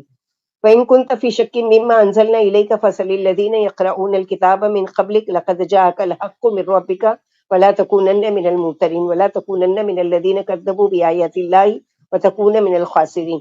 إِنَّ الَّذِينَ حَقَّتْ عَلَيْهِمْ كَلِمَةُ رَبِّكَ لَا يُؤْمِنُونَ وَلَوْ جَاءَتْهُمْ كُلُّ آيَةٍ حَتَّىٰ يَرَوُا الْعَذَابَ الْأَلِيمَ. پھر جو کچھ ہم نے آپ پر اتارا، اگر اس میں سے کسی بات میں بھی آپ کو شک ہو تو آپ ان سے پوچھ لیں جو آپ سے پہلے کی کتابیں پڑھتے چلے آئیں. بلا شبہ آپ کے رب کے پاس سے آپ کے پاس حق آ پہنچا، لہٰذا آپ شک کرنے والوں میں سے نہ ہو، اور ان میں سے بھی نہ ہو جنہوں نے اللہ کی آیتیں جھٹلائیں. کہیں آپ نقصان میں نہ پڑ جائیں. جن پر آپ کے رب کی بات درست ہو چکی ہے کبھی ایمان نہیں لائیں گے اگرچہ ان کے پاس تمام نشانیاں آ جائیں، جب تک دردناک عذاب نہ دیکھ لیں گے. فلولا كانت قرية آمنت فنفعها إيمانها إلا قوم يونس لما آمنوا كشفنا عنهم عذاب الخزي في الحياة الدنيا ومتعناهم إلى حين. پھر کوئی بستی ایمان نہیں لائی کہ اس سے اس کا ایمان فائدہ ہی پہنچاتا بجوز یونس علیہ السلام کی قوم کی. جب وہ ایمان لے آئی تو ہم نے ان سے دنیا میں رسوا کرنے والا عذاب ہٹا دیا اور انہیں ایک عرصے تک فائدہ اٹھائے رکھا. یعنی یہی ایک قوم ہے جس پر اللہ تعالیٰ نے عذاب کی، ان لوگوں نے خبر سنی فوراً توبہ کر لی. لیکن جس قوم نے عذاب دیکھا اور جب توبہ کرنا چاہیے تو اللہ تعالیٰ نے ان کی توبہ قبول نہیں کی. وَلَوْ شَاءَ رَبُّكَ لَآمَنَ مَن فِي الْأَرْضِ كُلُّهُمْ جَمِيعًا أَفَأَنتَ تُكْرِهُ النَّاسَ حَتَّىٰ يَكُونُوا مُؤْمِنِينَ وَمَا كَانَ لِنَفْسٍ أَن تُؤْمِنَ إِلَّا بِإِذْنِ اللَّهِ وَيَجْعَلَ الرِّجْسَ عَلَى الَّذِينَ لَا يَعْقِلُونَ. اگر آپ کے رب کو منظور ہوتا تو تمام روئے زمین کے لوگ ایمان لے آتے. کیا آپ لوگوں کو جبریہ مومن بنانا چاہتے ہیں؟ کوئی شخص بھی اللہ کے حکم کے بغیر ایمان نہیں لا سکتا. اللہ انہی پر یعنی نجس ڈالتے ہیں جو عقل و فہم سے کورے ہیں. تو اللہ کا شکر ہے کہ الحمدللہ اللہ تعالیٰ نے ہم کو ہدایت کی طرف رہنمائی کی. قل انظروا ماذا في السماوات والارض وما تغني الايات والنذر عن قوم لا يؤمنون فهل ينتظرون الا مثل ايام الذين خلوا من قبلهم قل فانتظروا اني معكم من المنتظرين ثم ننجي رسلنا والذين امنوا كذلك حقا علينا ننجي المؤمنين. آپ فرما دیجئے ذرا غور تو کرو کہ آسمان و زمین میں کیا کچھ ہے، اور بے ایمانوں کو نشانیاں اور ڈراوے فائدہ نہیں دیتے. انہیں ان لوگوں کے برے دنوں جیسے دنوں کا انتظار ہے جن سے پہلے گزر چکے. آپ فرما دیجئے کہ تم بھی انتظار کرو اور تمہارے ساتھ میں بھی انتظار کر رہا ہوں. پھر ہم اپنے رسولوں کو اور ایمان والوں کو بچا لیں گے، اسی طرح ایمان والوں کو بچانا ہمارے ذمے ہے. قل یا ایھا الناس ان کنتم فی شک من دینی فلا اعبد الذین تعبدون من دون اللہ ولکن اعبد اللہ الذی یتوفاکم وامرت ان اکون من المؤمنین وان اقم وجهك للدین حنیفا ولا تکونن من المشرکین ولا تدع من دون اللہ ما لا ينفعك ولا يضرك فإن فعلت فإنك إذا من الظالمین. وإن يمسسك الله بضر فلا كاشف له إلا هو وإن يردك بخير فلا راد لفضله يصيب به من يشاء من عباده وهو الغفور الرحیم. آپ فرما دیجئے کہ لوگوں اگر تم کو میرے دین میں شک ہے تو میں ان کی پرستش نہیں کروں گا جنہیں تم اللہ کو چھوڑ کر پوج رہے ہو. ہاں میں اللہ کی عبادت کرتا رہوں گا جب تم کو جو تم کو مار دیتا ہے. مجھے حکم ہے کہ میں مومن بن کر رہوں، اور اس بات کا بھی کہ آپ اپنا رخ مخلصانہ دین کی طرف سیدھا رکھیں اور مشرکوں میں سے نہ ہوں، اور اللہ کو چھوڑ کر ایسوں کی عبادت نہ کریں جو آپ کو نفع و نقصان نہ پہنچا سکے. اگر آپ ایسا کریں گے تب تو آپ یقیناً ظالم بن جائیں گے.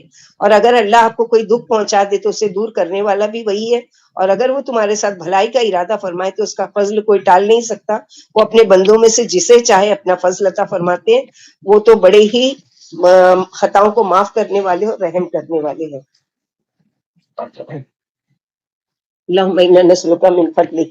قل يا أيها الناس قد جاءكم الحق من ربكم فمن اهتدى فإنما يهتدي لنفسه ومن ضل فإنما يضل عليها وما أنا عليكم بوكيل. واتبع ما یوحی الیک واصبر حتی یحکم اللہ وہو خیر الحاکمین.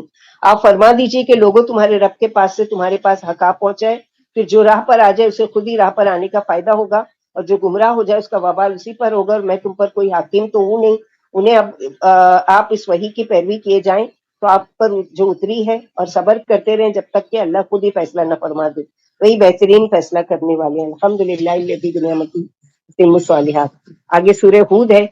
ابو بکر رضی اللہ تعالیٰ عنہ فرماتے ہیں میں نے پوچھا یا رسول اللہ صلی اللہ علیہ وسلم آپ کو کس چیز نے بوڑھا کر دیا؟ فرمایا سورہ ہود، واقعہ نبا و تکویر، کیونکہ اس میں قیامت کے واقعات ہیں. بسم اللہ الرحمن الرحیم. الف لام را کتاب احکمت آیات ثم فصلت من لدن حکیم خبیر اللہ تعبدوا الا اللہ اننی لکم منہ نذیر وبشیر وان استغفروا ربکم ثم توبوا الیہ یمتعکم متاعا حسنا الی اجل مسمى ویؤتی کل ذی فضل فضلہ وان تولوا فانی اخاف علیکم عذاب یوم کبیر الی اللہ مرجعکم وہو علی کل شیء قدیر. سورہ ہود مکے میں نازل ہوئی، پورے حروف مقطعات سے شروع ہو رہی ہے. ایک ایسی کتاب ہے جس کی آیتیں محکم ہیں، پھر وضاحت سے بیان کی گئی جو حکمت والے اور خبردار اللہ کی طرف سے. اس میں ہے کہ اللہ کے سوا کسی چیز کی پرستش نہ کرو. دیکھو میں تمہیں اللہ کی طرف سے آگاہ کرنے والا اور خوشخبری سنانے والا ہوں، اور یہ کہ اپنے رب سے مغفرت کی دعا کرو، پھر اس سے توبہ کرو. وہ تمہیں ایک مقررہ وقت تک عمدہ فائدہ پہنچائیں گے، اور ہر زیادہ عمل والے کو زیادہ ثواب عطا فرمائیں گے. اور اگر تم منہ پھیر لوگے تو مجھے تم پر ایک بڑے دن کے عذاب کا اندیشہ ہے. اللہ ہی کے پاس تم سب کو لوٹ کر جانا ہے، وہ ہر چیز پر پوری قدرت رکھنے والے ہیں. الا انہم یثنون صدورہم لیستخفوا منہ الا حین یستغشون ثیابہم یعلم ما یسرون وما یعلنون انہ علیم بذات الصدور.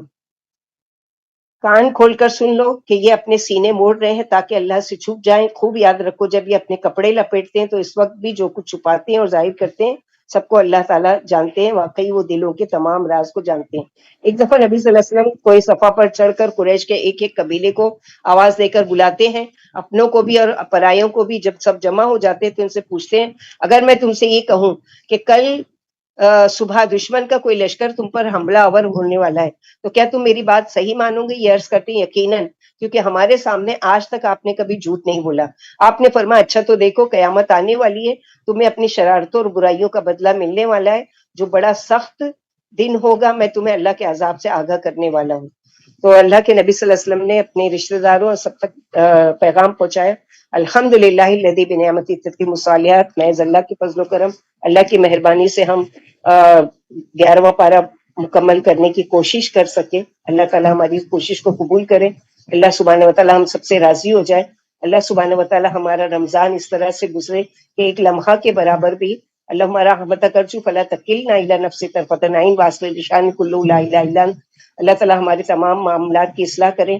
اللہم اصلح لدین التی هو عصمت امری واصلح لدنیا التی فیہا معاشی واصلح لآخرۃ التی فیہا معادی وجعل الحیاۃ زیادۃ لی فی کل خیر وجعل الموت راحۃ لی من کل شر. تو اللہ تعالیٰ سے یہ دعا کریں کہ اللہ تعالیٰ یہ میری زندگی جو آپ نے دی ہے اس کو مکمل خیر والا بنائے، اور اللہ تعالیٰ جتنے بھی شر کی والی چیزیں ہیں جو ہم کو دنیا اور آخرت میں نقصان پہنچانے والی ہے اس سے ہم کو دور رکھے، اور ہمارا رب ہم سے راضی ہو جائے، ہم سے خوش ہو جائے، اور ہم سے وہ کام لے لے جائے اللہ سبحانہ وتعالیٰ کی پسند کا کام ہو اور اللہ اپنی مخلوق کے فائدے کا بنا دے. اللہ سبحانہ وتعالیٰ ہم سب کی کوششوں کو قبول کرے، ہمارے اعمال کو ریاکاری اور شہرت اور دکھاوے سے محفوظ رکھے. اللہم اغفر لی ریائی و سمتی ربنا تقبل منا انک انت السمیع العلیم وتب علینا انک انت التواب الرحیم. سبحان ربک رب العزۃ عما یصفون وسلام علی المرسلین والحمد للہ رب العالمین. سبحانک اللہم وبحمدک اشہد ان لا الہ الا انت استغفرک واتوب الیک. السلام علیکم ورحمۃ اللہ وبرکاتہ.